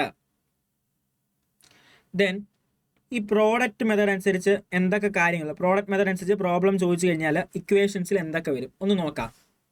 പ്രോഡക്റ്റ് മെത്തേഡ് അനുസരിച്ച് നോക്കിക്കേ, പ്രോഡക്റ്റ് മെത്തേഡ് അനുസരിച്ച് നാഷണൽ ഇൻകം അക്കൗണ്ട് ചെയ്യുമ്പോൾ എന്താണ്, അല്ലെങ്കിൽ GDP മാർക്കറ്റ് പ്രൈസ് കണ്ടുപിടിക്കുമ്പോൾ എന്തൊക്കെയാണ്, NIT നെറ്റ് ഇൻഡയറക്റ്റ് ടാക്സിൻ്റെ കൂടെ എന്താ ചെയ്യണം, ഡിപ്രീസിയേഷൻ ആഡ് ചെയ്യണം. പിന്നെ നെറ്റ് വാല്യൂ ആഡഡ്, 3 സെക്ടേഴ്സ് ഉണ്ടല്ലോ, primary sector, secondary sector, tertiary സെക്ടേഴ്സിൽ ഫാക്ടർ കോസ്റ്റിലുള്ള നെറ്റ് വാല്യൂ ആഡ് ചെയ്യണം. പിന്നെ GDPMP gross domestic product at market place add ചെയ്യണം. പിന്നെ നെറ്റ് ഫാക്ടർ ഇൻകം എബ്രോഡ്. ഇത്രയും കാര്യങ്ങൾ ആഡ് ചെയ്യുമ്പോൾ പ്രോഡക്റ്റ് മെത്തേഡ് അനുസരിച്ച് എന്ത് കാൽക്കുലേറ്റ് ചെയ്യാനായിട്ട് പറ്റും, നാഷണൽ ഇൻകം കാൽക്കുലേറ്റ് ചെയ്യാനായിട്ട് പറ്റും. ഇൻകം മെത്തേഡ് അനുസരിച്ച് നമ്മളോ net indirect tax plus depreciation plus compensation to employees plus mixed income of self employed plus GDPMP plus net factor income from abroad. ഇത്രയും കാര്യങ്ങൾ ആഡ് ചെയ്യുമ്പോൾ ഇൻകം മെത്തേഡ് അനുസരിച്ച് calculate ചെയ്യാനായിട്ട് പറ്റും. നോക്കിയേ, NIT അതായത് net indirect tax plus depreciation plus compensation to employees plus mixed income of self employed plus GDPMP plus net factor income abroad. ഇത്രയും കാര്യങ്ങൾ ആഡ് ചെയ്യണം. ഇനി എക്സ്പെൻഡിച്ചർ മെത്തേഡ് അനുസരിച്ചോ, എക്സ്പെൻഡിച്ചർ മെത്തേഡ് അനുസരിച്ചോ പ്രൈവറ്റ് ഫൈനൽ കൺസപ്ഷൻ എക്സ്പെൻഡിച്ചർ, അതിൻ്റെ കൂടെ എന്താ ചെയ്യണം, ഗവൺമെൻറ് ഫൈനൽ കൺസപ്ഷൻ എക്സ്പെൻഡിച്ചർ. പിന്നെ gross capital formation, changing stock, GDP at MP, net factor income from abroad. ഇത്രയും കാര്യങ്ങൾ ആഡ് ചെയ്താൽ എക്സ്പെൻഡിച്ചർ മെത്തേഡ് അനുസരിച്ച് നാഷണൽ ഇൻകം അക്കൗണ്ട് ചെയ്യാനായിട്ട് പറ്റും. ഓക്കെ, ഇത്രയൊക്കെയാണ് ഈ ചാപ്റ്ററിൽ പഠിക്കാനായിട്ടുള്ളത്. എന്തെങ്കിലും കോൺസെപ്റ്റുകൾ, ഈ കോൺസെപ്റ്റുകളെല്ലാം നിങ്ങൾ നോക്കിയിരിക്കണം. ഈ പ്രോബ്ലംസ് ഒക്കെ ചോദിക്കും. മെഷർമെന്റ് ഉള്ള 3 മെത്തേഡുകൾ പഠിച്ചിട്ട് പോകണം. ഏതെങ്കിലും ഒരു മെത്തേഡോ എല്ലാ മെത്തേഡോ ചോദിക്കാൻ വളരെ ചാൻസ് ഉള്ളതാണ്. ഓക്കെ, അപ്പോൾ ഈ ചാപ്റ്ററും കഴിഞ്ഞു. അടുത്തത് chapter 3, money and banking. Money and banking നമ്മൾ ഏറ്റവും എന്താണ് പഴയ കാലത്ത് യൂസ് ചെയ്തുകൊണ്ടിരുന്ന സിസ്റ്റം ഏതായിരുന്നു? ബാർട്ടർ സിസ്റ്റം ആണ് അല്ലേ. ഈ ബാർട്ടർ സിസ്റ്റം അതിന്റെ ലിമിറ്റേഷൻസ് നോർമലി ചോദിച്ചതാണ്. ഡെഫിഷ്യൻസീസ് ഓഫ് ബാർട്ടർ സിസ്റ്റം അല്ലെങ്കിൽ ലിമിറ്റേഷൻസ് ഓഫ് ബാർട്ടർ സിസ്റ്റം എന്നൊരു ക്വസ്റ്റ്യൻ ചോദിച്ച് ഇടയ്ക്കിടയ്ക്ക് കാണാറുണ്ട്. ബാർട്ടർ സിസ്റ്റം എന്താണ്? ബാർട്ടർ സിസ്റ്റത്തിലെ ലിമിറ്റേഷൻസ് എന്തൊക്കെയാണ്? ബാർട്ടർ സിസ്റ്റം എന്താണ്? ബാർട്ടർ സിസ്റ്റം എന്ന് പറഞ്ഞു കഴിഞ്ഞാൽ ഒരു കമ്മോഡിറ്റിക്ക് പകരമായി മറ്റൊരു കമ്മോഡിറ്റി കൊടുത്ത് വാങ്ങുന്ന system. Exchange of commodity for commodities അല്ലേ. Exchange commodities for one another. ഒരു കമ്മോഡിറ്റിക്ക് പകരമായി മറ്റൊരു കമ്മോഡിറ്റി കൊടുക്കുന്നു. പിന്നെ അതിൻ്റെ ലിമിറ്റേഷൻസ് പറയുമ്പം ഒരു സ്റ്റോർ വാല്യൂ ഇല്ല. പിന്നെ എന്താണ് ഡബിൾ കോയിൻസിഡൻസ് ഓഫ് ഡിമാൻഡ് ആവശ്യമായിട്ടുണ്ട്. ഡബിൾ കോയിൻസിഡൻസ് ഓഫ് ഡിമാൻഡ് ആവശ്യമായിട്ട് വരുന്നു. അങ്ങനെയുള്ള ലിമിറ്റേഷൻസ് നിങ്ങൾ എഴുതേണ്ടതായിട്ടുണ്ട്. ഒരു 5 മാർക്കിന് വരെ ചോദിക്കാൻ ചാൻസ് ഉള്ള ക്വസ്റ്റ്യൻ ആണ് അത്. Then what is money? എന്താണ് മണി എന്ന് പറഞ്ഞ കോൺസെപ്റ്റ്? ജസ്റ്റ് ഡെഫിനിഷൻസ്, പല ആളുകൾ തന്നിട്ടുള്ള ഡെഫിനിഷൻസ് നിങ്ങൾക്ക് പഠിക്കാനുണ്ട്. നിങ്ങൾ ഡെഫിനേഷൻ കൊടുക്കണം. മണിയുടെ ഫംഗ്ഷൻസ് കൊടുക്കണം. പ്രൈമറി ഫംഗ്ഷൻ, സെക്കൻഡറി ഫംഗ്ഷൻസ് ഒക്കെ ഉണ്ട്. പണത്തിന്റെ ഫംഗ്ഷൻസ് എന്തൊക്കെയാണെന്ന് നോക്കിയിട്ട് വേണം പോകാനായിട്ട്. ഓക്കെ, ഏതൊക്കെയാണ് നമ്മുടെ ആ പ്രൈമറി ഫംഗ്ഷൻസ് ചോദിക്കുമ്പം മീഡിയം ഓഫ് എക്സ്ചേഞ്ച് ആണ് അല്ലേ. മീഡിയം ഓഫ് എക്സ്ചേഞ്ച് ആണ്. മെഷർ ഓഫ് വാല്യൂ ആണ്. 2 പ്രൈമറി ഫംഗ്ഷൻസ് ആണ് ഉള്ളത്. സെക്കൻഡറി ഫംഗ്ഷൻസ് വരുമ്പോഴോ unit of accounts, unit of accounts. പിന്നെ എന്താണ് ഡിഫേർഡ് പേയ്മെന്റിന് വേണ്ടിയുള്ള ഒരു മെഷർമെന്റ് വാല്യൂ ആണ്. Standard of deferred payment, store of value, transfer payment, ഇതൊക്കെയാണ് സെക്കൻഡറി ഫംഗ്ഷൻസ്. ഈ പോയിന്റ് എക്സ്പ്ലെയിൻ ചെയ്യണം. പോയിന്റ് എഴുതിയാൽ ഹാഫ് മാർക്സ് എടുത്തുള്ളൂ. പിന്നെ കണ്ടിജന്റ് ഫംഗ്ഷൻസ് ചോദിച്ചു കഴിഞ്ഞാലോ മാക്സിമൈസേഷൻ ഓഫ് സാറ്റിസ്ഫാക്ഷന്, പിന്നെ മെഷർമെന്റ് അല്ലെങ്കിൽ ഡിസ്ട്രിബ്യൂഷൻ ടു നാഷണൽ ഇൻകം, ഇങ്ങനെയുള്ള കാര്യങ്ങളൊക്കെ പോയിന്റ് ഔട്ട് ചെയ്യണം. Primary function, secondary function, contingent functions എഴുതണം. ഫംഗ്ഷൻസ് ചോദിച്ചു കഴിഞ്ഞാൽ എല്ലാം നെയിം എഴുതിയാൽ ഹാഫ് മാർക്സ്, എക്സ്പ്ലെയിൻ ചെയ്താൽ ഫുൾ മാർക്സ് എടുത്തുള്ളൂ കേട്ടോ. 5 മാർക്കിന് ചോദിക്കാൻ വളരെ ചാൻസ്, അല്ലെങ്കിൽ 4 മാർക്കിനേലും ചോദിക്കാൻ ചാൻസ് ഉള്ള ഒരു ടോപ്പിക്കാണ് demand for money. Money demand എന്താണ്? പണത്തിന്റെ ഡിമാൻഡ്. നമ്മൾ ഡിമാൻഡ് കുറേ ഡിമാൻഡുകൾ പഠിച്ചു. മണി ഡിമാൻഡ് എന്താണ്? മണി ഡിമാൻഡ് എന്ന് പറഞ്ഞാൽ 3 ടൈപ്പാണ് മണി ഡിമാൻഡ് ഉള്ളത്. ഏതൊക്കെയാണ്? Transactive motive, speculative motive, precautionary motive. Transactive motive, speculative motive, precautionary motive. ഈ 3 കാര്യങ്ങൾ പഠിക്കണം കേട്ടോ. Transactive, speculative, precautionary. Transactive motive day to day expense meet ചെയ്യാൻ, day to day transactions, day to day expense meet ചെയ്യാനായിട്ട് നമ്മൾ പണം കൈവെക്കും അല്ലേ. നമ്മുടെ ദിവസേനയുള്ള ദൈനംദിന ചെലവുകൾ മീറ്റ് ചെയ്യാനായിട്ട് നമ്മൾ പണം കൈ കരുതുന്ന ആ ഒരു പണത്തിനുള്ള ഡിമാൻഡ്, ആ മോട്ടീവിനെയാണ് ട്രാൻസാക്റ്റീവ് മോട്ടീവ് എന്ന് വിളിക്കുന്നത്. സ്പെക്കുലേറ്റീവ് മോട്ടീവോ ബോണ്ടുകൾ അസറ്റുകളിലെ സെക്യൂരിറ്റീസിൽ ഒക്കെ ഇൻവെസ്റ്റ് ചെയ്യാനായിട്ട്, അല്ലെങ്കിൽ അതിനുവേണ്ടി നമ്മൾ പണങ്ങൾ കൈവെക്കും അല്ലെ. ഗെയിൻസ് ഉണ്ടാകാനായിട്ട് ഇൻവെസ്റ്റ്മെന്റുകൾ നടത്തിയിട്ട് ബോണ്ടുകളിലൊക്കെ ഇൻവെസ്റ്റ് ചെയ്ത് ഗെയിൻ നേടാനായിട്ട് ആ ഒരു മോട്ടീവിൽ നമ്മൾ പണം കയ്യിൽ വെക്കുന്നതാണ് speculative motive for speculative transactions. ഇത് ഇൻട്രസ്റ്റുമായിട്ട് ഡയറക്ട്ലി റിലേറ്റ് ആയിരിക്കും. മാർക്കറ്റിലെ ഇൻട്രസ്റ്റ് റേറ്റുമായിട്ട് എന്താണ് ഒരു ബന്ധമുണ്ട്. എന്താ ഡയറക്ട്ലി അല്ല, ഒരു റിലേഷൻ ഉണ്ട്. എന്തിന്? സ്പെക്കുലേറ്റീവ് മോട്ടീവിന്. പ്രിക്വേഷണറി മോട്ടീവ് എന്ന് പറയുന്നത് നമ്മുടെ ലൈഫ് എന്താണ്? നമ്മുടെ ലൈഫ് അൺസർട്ടൈൻ ആണ്. നമുക്ക് ഇന്ന് എന്ത് സംഭവിക്കും, നാളെ എന്ത് സംഭവിക്കുന്നൊന്നും പ്രഡിക്റ്റ് ചെയ്യാനായിട്ട് പറ്റത്തില്ല. ഈ അൺസർട്ടൈൻ ലൈഫിൽ നമുക്ക് അൺഎക്സ്പെക്റ്റഡ് ആയിട്ട് വരുന്ന എക്സ്പെൻസുകളെ, എമർജൻസികളെ മീറ്റ് ചെയ്യാനായിട്ട് നമ്മൾ പണം കയ്യിൽ കരുതും. അതിനെയാണ് എന്ത് വിളിക്കുന്നത്? പ്രിക്വേഷണറി മോട്ടീവ് എന്ന് വിളിക്കുന്നത്. അപ്പം പ്രിക്വേഷണറി മോട്ടീവും പഠിക്കണം, എഴുതണം. പഠിക്കാനല്ല, ഇനി പഠിക്കാൻ സമയം കുറവാണ്, എഴുതണം. മണി സപ്ലൈ, മണിയുടെ ഡിമാൻഡ് പഠിച്ചു, മണിയുടെ സപ്ലൈ ഉണ്ട് കേട്ടോ. മണി സപ്ലൈ എന്ന് പറഞ്ഞു കഴിഞ്ഞാൽ എന്താണ്? എക്കണോമിയിലെ ടോട്ടൽ സർക്കുലേഷൻ ഓഫ് മണിയാണ് എന്ത് വിളിക്കുന്നത്? Money supply. മണി സപ്ലൈ ഒക്കെ റെഗുലേറ്റ് ചെയ്യുന്ന ആരാണ്? RBI അല്ലേ, റിസർവ് ബാങ്ക് ഓഫ് ഇന്ത്യ. ഇന്ത്യയിലെ ഏറ്റവും വലിയ മോണിറ്ററി അതോറിറ്റി സെൻട്രൽ ബാങ്ക് ഏതാണ്? നമ്മുടെ മോണിറ്ററി അതോറിറ്റി അല്ലെങ്കിൽ സെൻട്രൽ ബാങ്ക് എന്ന് ചോദിച്ചാൽ ആരാണ്? RBI ആണ്. RBI ആണ് മണി സപ്ലൈ ഒക്കെ കൺട്രോൾ ചെയ്യുന്നത്. ഇന്ത്യയിലെ മണി സപ്ലൈ കാൽക്കുലേറ്റ് ചെയ്യുന്ന 4 രീതിയിലാണ്: M1, M2, M3, M4. M1 എന്ന് പറഞ്ഞാൽ എന്താണ്? M1 എന്ന് പറഞ്ഞു കഴിഞ്ഞാൽ നമ്മുടെ ക്യാഷ്, പബ്ലിക്കിൻ ഹോൾഡ് ചെയ്തിരിക്കുന്ന ക്യാഷ്, ഡിമാൻഡ് ഡെപ്പോസിറ്റുകൾ, പിന്നെ അതുപോലെ തന്നെ demand deposit with reserve bank of India. ഇതാണ് M1 എന്ന് പറഞ്ഞാൽ. M1 കാൽക്കുലേറ്റ് ചെയ്യാനായിട്ട് എന്ത് ചെയ്യണം? M1 കാൽക്കുലേറ്റ് ചെയ്യാനായിട്ട് കറൻസി ഹെൽഡ് ബൈ പബ്ലിക്കിന്റെ ഉള്ള കറൻസി പ്ലസ് എന്താണ് demand deposit with bank, demand ഡെപ്പോസിറ്റുകൾ പ്ലസ് എന്താണ് ഡിമാൻഡ് ഡെപ്പോസിറ്റുകൾ with reserve bank of India. Okay. Then M2 എന്ന് പറഞ്ഞാൽ ഈ M1 കാൽക്കുലേറ്റ് ചെയ്തു. ആ M1ന്റെ കൂടെ പോസ്റ്റ് ഓഫീസിലുള്ള സേവിങ്സ് ആഡ് ചെയ്താൽ M2 കിട്ടും. M3 എന്ന് പറഞ്ഞാലോ ഈ M1ന്റെ കൂടെ എന്താണ് നമ്മുടെ M1ന്റെ കൂടെ നെറ്റ് ടൈം ഡെപ്പോസിറ്റ് വിത്ത് ബാങ്കുകളുള്ള നെറ്റ് ടൈം ഡെപ്പോസിറ്റുകൾ ആഡ് ചെയ്താൽ എന്ത് കിട്ടും? M2 കിട്ടും, സോറി M3 കിട്ടും. M4 എന്ന് പറഞ്ഞാലോ M3യുടെ കൂടെ പോസ്റ്റ് ഓഫീസിലുള്ള savings excluding national saving certificate ഒഴിച്ച് പോസ്റ്റ് ഓഫീസിലുള്ള എന്താണ് സേവിങ്സ് കൂടെ M3യുടെ കൂടെ കൂട്ടിയാൽ M4 കിട്ടും. M1, M2, M3, M4 ആണ് മണി സപ്ലൈ ഇന്ത്യയിൽ കാൽക്കുലേറ്റ് മെഷർ ചെയ്യുന്ന രീതികളാണ്. M1, M2 എന്ത് വിളിക്കും? നാരോ മണി. MCQ ക്വസ്റ്റ്യൻ ആണ്. M3, M4 എന്ന് ബ്രോഡ് മണി എന്ന് വിളിക്കും. M4 എന്താണ്? M4 എന്ന് പറഞ്ഞാൽ M4 ആണ് ലിക്വിഡിറ്റി കുറഞ്ഞ മണി, M1 ആണ് ഏറ്റവും ലിക്വിഡിറ്റി കൂടിയ മണി. ഓക്കെ, ഇതെല്ലാം MCQ ക്വസ്റ്റ്യൻസ് ആയിട്ടും ചോദിക്കും. അപ്പം മണി പഠിക്കണം, മണി ഫംഗ്ഷൻ, ഈ ചാപ്റ്ററിലെ ടോപ്പിക്കുകളെല്ലാം കൂടുതലും ചോദിക്കാൻ വളരെ ചാൻസ് ഉള്ളതാണ്. ബാർട്ടർ സിസ്റ്റം, അതിന്റെ limitations, money functions, demand for money 3 type: transactive, speculative, precautionary. പിന്നെ വരുമ്പം മണി സപ്ലൈ എന്ന് പറഞ്ഞാൽ ടോട്ടൽ സർക്കുലേഷൻ ഓഫ് മണിയാണ് വരുന്നത്. Money supply in India calculate ചെയ്യുന്നത് M1, M2, M3, M4 concept അനുസരിച്ച്. M1 കോൺസെപ്റ്റ് എന്താണെന്ന് ചോദിച്ചു കഴിയുമ്പോഴത്തേന് എന്ത് ചെയ്യണം?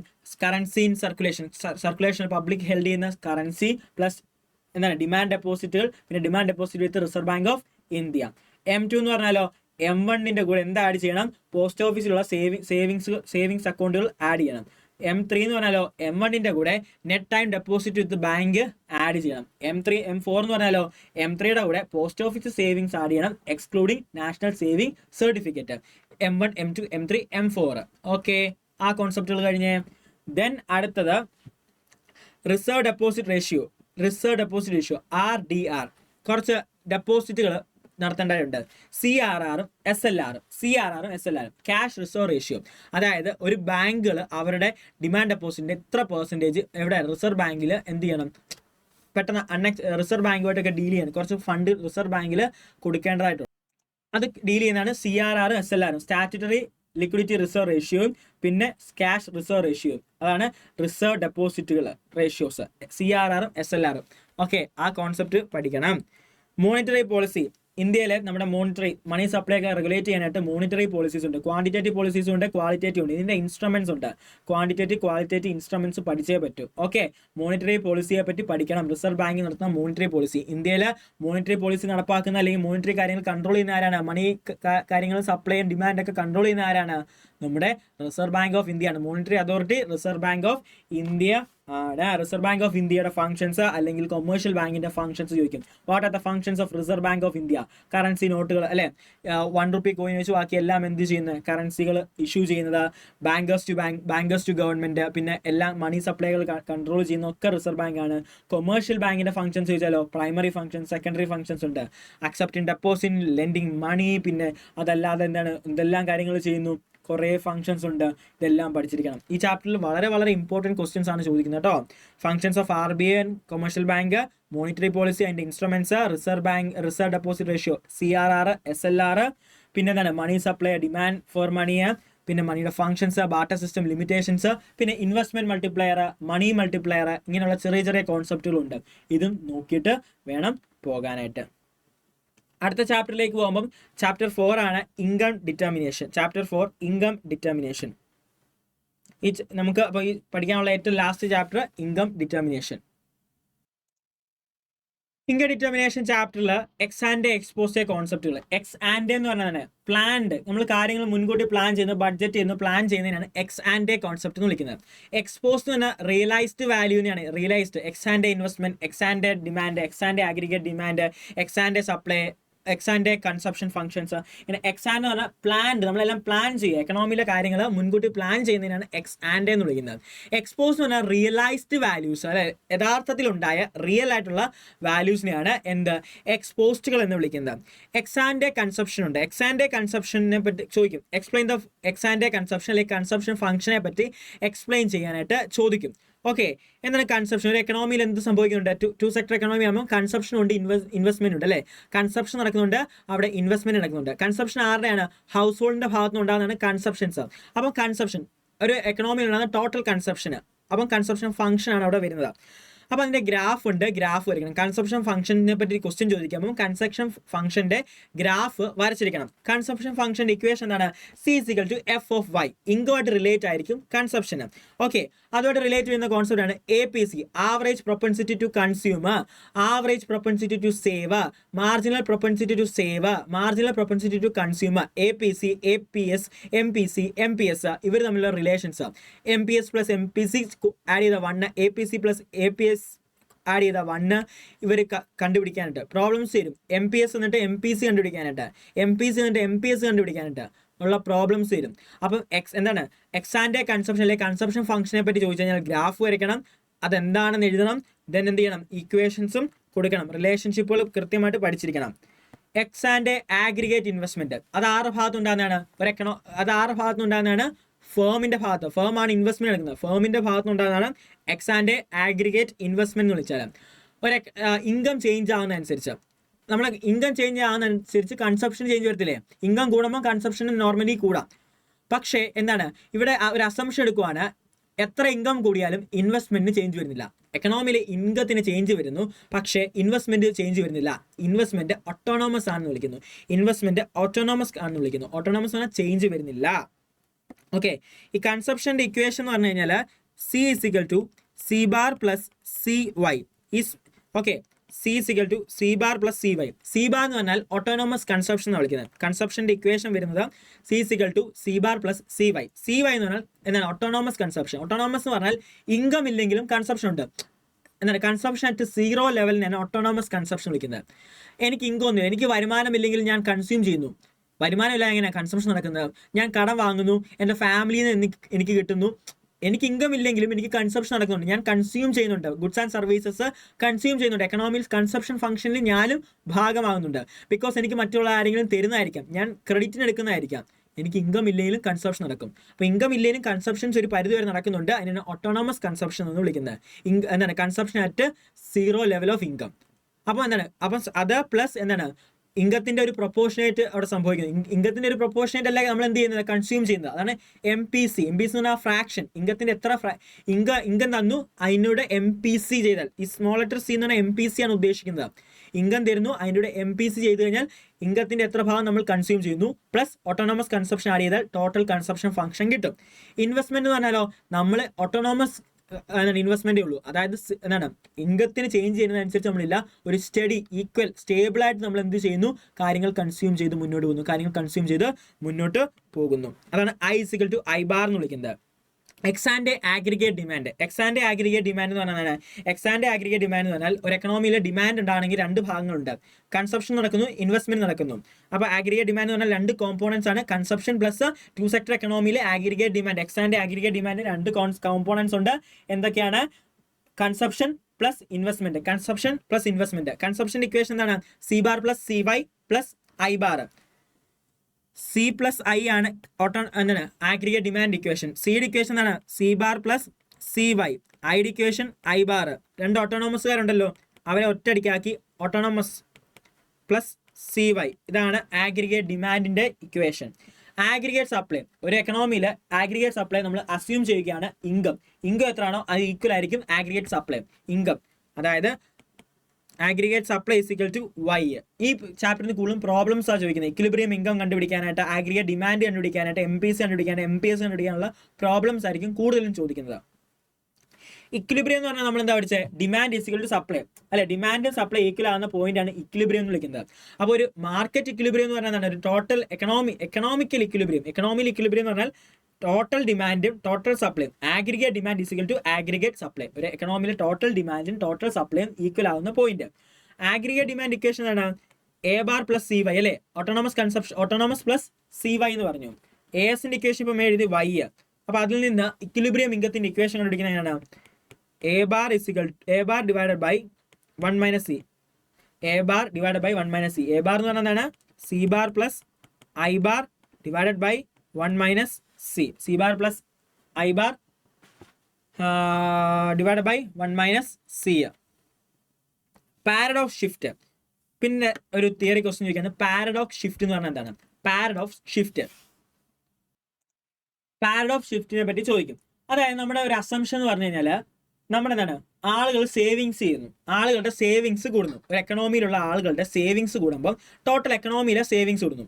ആഗ്രിഗേറ്റ് സേവിങ്സ് പറഞ്ഞതാണ് എല്ലാ എക്കണോമിയിലെ ടോട്ടൽ സേവിങ്സിനെയാണ് നമ്മൾ എന്താണ് ആഗ്രിഗേറ്റ് സേവിങ്സ് എന്ന് വിളിക്കുന്നത്. എല്ലാവരുടെയും സേവിങ്സ് കൂട്ടിയിട്ട്, അതായത് എക്കണോമിയിലുള്ള ആളുകൾ പീപ്പിൾസ് എന്ത് ചെയ്യുന്നു, ആളുകൾ എന്ത് ചെയ്യുന്നു, സേവിങ്സ് കൂട്ടുന്നു, അവരൊരു സേവിങ് ചെയ്യാനായിട്ട് തുടങ്ങുന്നു. അപ്പം സേവിങ്സ് കൂടുമ്പം നമ്മുടെ ഒരു അസംഷൻ എന്ന് പറഞ്ഞാൽ എന്താണ്, എക്കണോമിയിലെ സേവിങ്സ് കൂടുമെന്നാണ്. പക്ഷേ അങ്ങനല്ല. ആളുകൾ അവരുടെ ഇൻകത്തിന്റെ ഒരു പ്രൊപ്പോർഷൻസ് എന്താണ് സേവ് ചെയ്യാനായിട്ട് തുടങ്ങുമ്പോൾ, അല്ലെങ്കിൽ പ്രൊപ്പോർഷൻസ് കൂടുമ്പോൾ, ഇൻക്രീസ് വരുമ്പോൾ, സേവിങ്സ് ഇൻക്രീസ് വരുമ്പോൾ എക്കണോമിയിലെ ടോട്ടൽ സേവിങ്സിന് ചേഞ്ച് ഉണ്ടാകുന്നില്ല, എക്കണോമിയിലെ ടോട്ടൽ സേവിങ്സ് കൂടുന്നില്ല. അതായത് എന്താണ്, ആളുകൾ എന്താണ് അവരുടെ ഇൻകത്തിന്റെ ഒരു പ്രൊപ്പോർഷനേറ്റ് എന്ത് ഇൻക്രീസ് ചെയ്യുന്നു, സേവിങ്സ് കൂടുമ്പോൾ എന്ത് സംഭവിക്കുന്നില്ല, എക്കണോമിയിലെ ടോട്ടൽ സേവിങ്സ് കൂടുന്നില്ല. കാരണം എന്താണ്, എനിക്കൊരു ഇൻകം ഉണ്ട്, കുറച്ച് ഞാൻ കൺസ്യൂം ചെയ്യും, അല്ലെ കുറച്ച് ഞാൻ ചിലവാക്കും, ബാക്കി എന്ത് ചെയ്യും, ഞാൻ സേവ് ചെയ്യുമല്ലേ. അപ്പോൾ ഒരു എക്കണോമിയിൽ നമ്മൾ എന്ത് ചെയ്യും, സേവിങ്സ് കൂടുമ്പം കൺസപ്ഷൻ കുറയും. എനിക്ക് 100 രൂപ കിട്ടി, ഇത്രയും നാൾ ഞാൻ 70 രൂപ ചിലവാക്കിയിട്ട് 30 രൂപ സേവ് ആണ്, ഞാൻ 50 രൂപ ചിലവാക്കാൻ തുടങ്ങി, 50 രൂപ ചിലവാക്കുന്നുള്ളൂ, 50 രൂപ സേവ് ചെയ്യാൻ തുടങ്ങി. അപ്പോൾ എന്താ, സേവിങ്സ് കൂടി, കൺസപ്ഷൻ കുറയത്തില്ല. അപ്പം സേവിങ്സ് കൂടുമ്പോൾ ഓട്ടോമാറ്റിക്കലി എന്ത് ചെയ്യും, കൺസപ്ഷൻ കുറയും. കൺസപ്ഷൻ കുറയുമ്പോഴത്തേന് എന്ത് സംഭവിക്കും, ഗുഡ്സ് ആൻഡ് സർവീസസ് ആരും വാങ്ങാൻ വരത്തില്ലേ. കൺസപ്ഷൻ കുറയുന്ന പറഞ്ഞാൽ എന്താണ്, ഗുഡ്സ് ആൻഡ് സർവീസസ് വാങ്ങുന്നത് കുറയുക. അങ്ങനെ വരുമ്പോൾ മാർക്കറ്റിൽ എന്താവും, സപ്ലൈ കൂടും. സപ്ലൈ കൂടുമ്പോഴത്തേന് പ്രൊഡ്യൂസേഴ്സിന് നഷ്ടമല്ലേ, പ്രൊഡ്യൂസേഴ്സിന്റെ ഗുഡ്സ് സർവീസ് ആരും വാങ്ങുന്നില്ല, അവർ പ്രൊഡക്ഷൻ കുറയ്ക്കും. അവർ പ്രൊഡക്ഷൻ കുറയ്ക്കുമ്പോഴത്തേന് എന്ത് സംഭവിക്കും, അവർ ഓട്ടോമാറ്റിക്കലി പ്രൊഡക്ഷൻ കുറയ്ക്കുമ്പോഴത്തേന് ഈ 2 സെക്ടർ എക്കണോമി ആകുമ്പോൾ എന്താ സംഭവിക്കുന്നത്, പ്രൊഡ്യൂസേഴ്സ് ആ 2 സെക്ടർ എക്കണോമിയിലെ സർക്കുലർ ഫ്ലോ ഓഫ് ഇൻകം ഒന്ന് ആലോചിച്ച് നോക്കിയും. പ്രൊഡ്യൂസേഴ്സ് ആണ് ആർക്കുള്ള ഇൻകം കൊടുക്കുന്നത്, ഫാക്ടറി പേയ്മെന്റ് ആയിട്ട് ആർക്ക് ഇൻകം കൊടുക്കുന്നത്, ഹൗസ് ഹോൾഡിന് കൊടുക്കുന്നത്. അപ്പം കൺസപ്ഷൻ കുറയുന്നു, സേവിങ്സ് കൂടുമ്പോൾ കൺസപ്ഷൻ കുറയുന്നു. കൺസപ്ഷൻ കുറയുമ്പോഴത്തേന് എന്താ ചെയ്യുന്നു, ഗുഡ്സ് ആൻഡ് സർവീസസ് ആൾക്കാർ വാങ്ങാതാകുമ്പോൾ പ്രൊഡ്യൂസേഴ്സ് അവരുടെ പ്രൊഡക്ഷൻ കുറയ്ക്കുന്നു. പ്രൊഡക്ഷൻ കുറയ്ക്കുമ്പോൾ അവിടെ ഇൻകം ഉണ്ടാകുന്നില്ല. അപ്പോൾ എന്ത് സംഭവിക്കും, അതാണ് സേവിങ്സ് കൂടുമ്പം എക്കണോമിയിലെ ടോട്ടൽ സേവിങ്സ് കൂടുന്നില്ല. അതെന്ത് സംഭവിക്കുന്നു, ഒന്നെങ്കിൽ സേവിങ്സ് കുറയുന്നു, അല്ലെങ്കിൽ എക്കണോമിയിലെ ടോട്ടൽ സേവിങ്സ് കുറയുന്നു, അല്ലെങ്കിൽ റിമെയിൻ അൺചേഞ്ച് ആയിട്ട് വരുന്നു. ഇതിനാണ് പാരഡോക്സ് ഷിഫ്റ്റ് എന്ന് വിളിക്കുന്നത്. തിയറി ക്വസ്റ്റ്യൻ ചോദിക്കാം. ഈ ചാപ്റ്ററിൽ നിന്ന് നിങ്ങൾ വരുന്ന ക്വസ്റ്റ്യൻസ് അല്ലെങ്കിൽ ടോട്ടൽ നമ്മൾ നോക്കിക്കേ.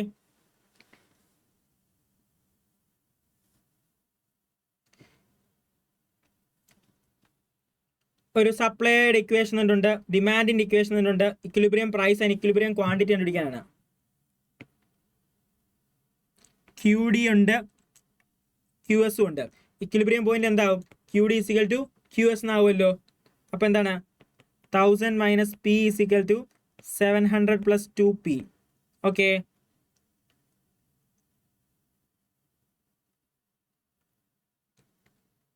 P plus P is equal to 700. ഒരു മിനിറ്റ്, 1000 - 700. എത്ര സീറോ ആടെ വരുന്നത്.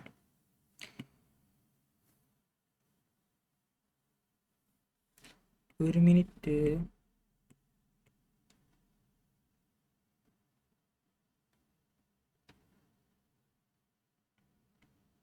1000 - 700 എന്ന് വന്നു. 3P is equal to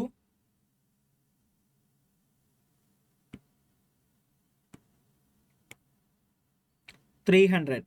P is equal to 300 divided by 300 അല്ലേ. ക്വാണ്ടിറ്റി ഡിമാൻഡും ക്വാണ്ടിറ്റി സപ്ലൈ ഈക്വൽ ആകുമ്പോഴാണല്ലോ ഇക്വിലിബ്രിയം വരുന്നത്. അപ്പോൾ 100P - 700 + 2P, അത് ആ 2 ഇക്വേഷൻസ് ഈക്വൽ ആകണം. അപ്പോൾ ഇക്വേഷൻസ് സോൾവ് ചെയ്യുമ്പോൾ 2P + P ഈക്വൽ ടു 1000 - 700. അപ്പോൾ എത്രയാണ്, 3P എന്ന് പറഞ്ഞാൽ 300 എന്ന് വരും, P എന്ന് പറഞ്ഞാൽ 100 എന്ന് വരും. അപ്പോൾ ഇക്വിലിബ്രിയം പ്രൈസ് 100 ആണ്. ഇതിൽ ക്വാണ്ടിറ്റി ഡിമാൻഡിലോട്ടുള്ള ഇക്വേഷൻ ഇട്ട് കൊടുത്തു കഴിഞ്ഞാൽ, അല്ലെങ്കിൽ ക്വാണ്ടിറ്റി സപ്ലൈയോട്ട് ഇക്വേഷൻ കൊടുത്തു കഴിഞ്ഞാൽ ആ ക്വാണ്ടിറ്റിയും കിട്ടും. പിന്നെ മുമ്പ് നോക്കിയ ക്വസ്റ്റ്യൻ ആണല്ലോ, വെൻ സപ്ലൈ എന്ത് ഇൻക്രീസ് ചെയ്യുന്നു, ഡിമാൻഡ് കുറയുന്നു, ഡിമാൻഡ് റിമെയിൻ സെയിം ആകുന്നു, എന്ത് സംഭവിക്കും, ഇക്വിലിബ്രിയം പ്രൈസിന് എന്ത് സംഭവിക്കും, ഇക്വിലിബ്രിയം ക്വാണ്ടിറ്റിക്ക് എന്ത് സംഭവിക്കും. അടുത്തത് അതേപോലത്തെ ഒരു ക്വസ്റ്റ്യൻ, ഇക്വിലിബ്രിയം പ്രൈസിന് എന്ത് സംഭവിക്കും, ഡിമാൻഡ് കുറയുന്നു, സപ്ലൈ കൂടുന്നു, എന്ത് സംഭവിക്കും. പ്രൈസ് ഞാൻ പറഞ്ഞ question, differentiate between price ceiling and floor price. നേരത്തെ എക്സാംസിന് ചോദിച്ചിട്ടുള്ള ക്വസ്റ്റ്യൻസ് ആട്ടോ. Price ceiling and floor price തമ്മിലുള്ള ഡിഫറൻഷിയേറ്റ്, അല്ലെങ്കിൽ ഡിസ്ക്രൈബ് പ്രൈസ് സീലിംഗ് അതിൻ്റെ ഇംപ്ലിക്കേഷൻസ് എന്തൊക്കെയാണ്, അല്ലെങ്കിൽ എഫക്റ്റ് എന്തൊക്കെയാണ്. ബ്രേക്ക് ഈവൻ പോയിന്റ് എന്താണ്, ഷട്ട് ഡൗൺ പോയിന്റ് എന്താണ്. റിയൽ GDP 6780 ആണ്, നോമിനൽ GDP 7,890 ആണ് GDP ഡിഫ്ലൈറ്റർ കണ്ടുപിടിക്കാനായിട്ട്. 2 ഡിവൈഡ് ചെയ്തിട്ട് 100 കൊണ്ട് മൾട്ടിപ്ലൈ ചെയ്യുക. പ്രോഡക്റ്റ് മെത്തേഡ് അല്ലെ എക്സ്പെൻഡിച്ചർ മെത്തേഡ് അനുസരിച്ച് നാഷണൽ ഇൻകം കാൽക്കുലേറ്റിംഗ് ഡിസ്ക്രൈബ് ചെയ്യാനായിട്ട് 3 ചോദിക്കാം, 2 ചോദിക്കാം, ഏതെങ്കിലും ഒരെണ്ണം ചോദിക്കാം. ബാർട്ടർ സിസ്റ്റത്തിന്റെ ലിമിറ്റേഷൻ അല്ലെങ്കിൽ ഡിഫക്ട്സ് എന്തൊക്കെയാണ്, സെൻട്രൽ ബാങ്കിന്റെ ഫംഗ്ഷൻസ് എന്തൊക്കെയാണ്, എന്താണ് മോണിറ്ററി പോളിസി അല്ലെ, മണി സപ്ലൈ, എക്കണോമിയിലെ മണി സപ്ലൈ റെഗുലേറ്റ് ചെയ്യാനായിട്ട് മോണിറ്ററി അതോറിറ്റി ചെയ്യുന്ന കാര്യങ്ങളാണ് പോളിസീസ്. ഇൻസ്ട്രുമെന്റ്സിനെയാണ് എന്താ വിളിക്കുന്നത്, മോണിറ്ററി പോളിസീസ്. മോണിറ്ററി പോളിസീസ് വേണ്ടി എന്തെല്ലാം കാര്യങ്ങൾ ചെയ്യുന്നു, ഇൻസ്ട്രുമെന്റ്സ് എന്തൊക്കെയാണ്, ഫംഗ്ഷൻസ് ഓഫ് മണി എന്താണ്, മണി സപ്ലൈയുടെ ഫോർ മെഷർമെന്റ് എന്തൊക്കെയാണ്, ആഗ്രിഗേറ്റ് ഡിമാൻഡ് ഓഫ് മണി എന്താണ്, ആഗ്രിഗേറ്റ് ഡിമാൻഡ് എന്താണ്, അതിന്റെ കോമ്പോണൻസ് എന്തൊക്കെയാണ്, കൺസപ്ഷൻ ഫംഗ്ഷൻ എന്തൊക്കെയാണ്, ഇത്രയും കാര്യങ്ങളുണ്ട്. കണ്ടോ, ക്വസ്റ്റ്യൻസ് ഒക്കെ നമ്മൾ ഡീൽ ചെയ്ത ക്വസ്റ്റ്യൻസ് ആണ് നേരത്തെ എക്സാമിന് ചോദിച്ചിട്ടുള്ളത്. ഞാൻ പറഞ്ഞ ടോപ്പിക്കുകളെല്ലാം നിങ്ങളുടെ ചെക്ക് ലിസ്റ്റ് ഉണ്ടാകണം. ഈ ടോപ്പിക്കുകളെല്ലാം പഠിച്ചിട്ട് പോയാൽ നല്ല മാർക്ക് നിങ്ങൾക്ക് സ്കോർ ചെയ്യാനായിട്ട് പറ്റും. ഇതെല്ലാം വളരെ ഇമ്പോർട്ടൻ്റ് ആണ്, നിങ്ങളിതൊന്നും വിട്ടിട്ട് പോകരുത്. ഓക്കെ, നല്ല മാർക്ക് എല്ലാവർക്കും സ്കോർ ചെയ്യാൻ പറ്റട്ടെ. നാളത്തെ എക്സാംസ് എല്ലാം തകർത്ത് എല്ലാവരും എഴുതുക, എല്ലാവർക്കും നല്ല മാർക്ക് കിട്ടും. ഫസ്റ്റ് ടേമിലെ പോർഷൻസ് കൂടെ നോക്കണം. ഫസ്റ്റ് ടേമിനകത്ത് നിന്ന് നിങ്ങൾക്ക് വരുമ്പോൾ macroeconomics introduction chapter, macroeconomics introduction chapter, micro വരുമ്പോൾ ഇൻട്രൊഡക്ഷൻ ടു മൈക്രോ എക്കണോമിക്സ്, ഡിമാൻഡിന്റെ chapter, theory of consumer behaviour, production and cost. ഇത്രയും ചാപ്റ്റേഴ്സ് ആണ് ചോദിക്കുന്നത്. ആ 4 ചാപ്റ്റേഴ്സ് കൂടെ നോക്കിയിട്ട് വേണം പോകാൻ. അവിടെ നിന്ന് 30 മാർക്കിന്റെ ഒക്കെ ക്വസ്റ്റ്യൻസ് വരും. സെക്കൻഡ് ടേമിലെ ഇത്രയും പോർഷൻസ് നോക്കിയിട്ട് പോവാം. അപ്പോൾ എന്താണ് 5, 4, 9 ചാപ്റ്റേഴ്സ് ആണ് നിങ്ങൾക്കുള്ളത്. ഫസ്റ്റ് ഇയർ നിങ്ങൾ എക്സാം എഴുതിയല്ലേ, അപ്പം 10, 15 ചാപ്റ്റർ ഉണ്ടായിരുന്നു. 9 ചാപ്റ്റർ ഉള്ളൂ. കണ്ടന്റ് കുറച്ച് കൂടുതലാണ്, പക്ഷെ നല്ല ഈസി ആയിരിക്കും ക്വസ്റ്റ്യൻ പേപ്പർ. നിങ്ങൾ പേടിക്കൊന്നും വേണ്ട. ഈ പോർഷൻസ് ഒക്കെ പഠിച്ചിട്ട് പോയാൽ നിങ്ങൾക്ക് നല്ല മാർക്ക് സ്കോർ ചെയ്യാൻ പറ്റും. All the best. അപ്പം എക്സാം ഒക്കെ അടുത്ത ദിവസം കഴിഞ്ഞിട്ട് ക്രിസ്മസ് ഹോളിഡേയ്സ് ആണ്. എല്ലാവരും എക്സാം ഒക്കെ എഴുതിയിട്ട് ക്രിസ്മസ് ഒക്കെ എൻജോയ് ചെയ്യുക. All the best. Happy Christmas and happy new year.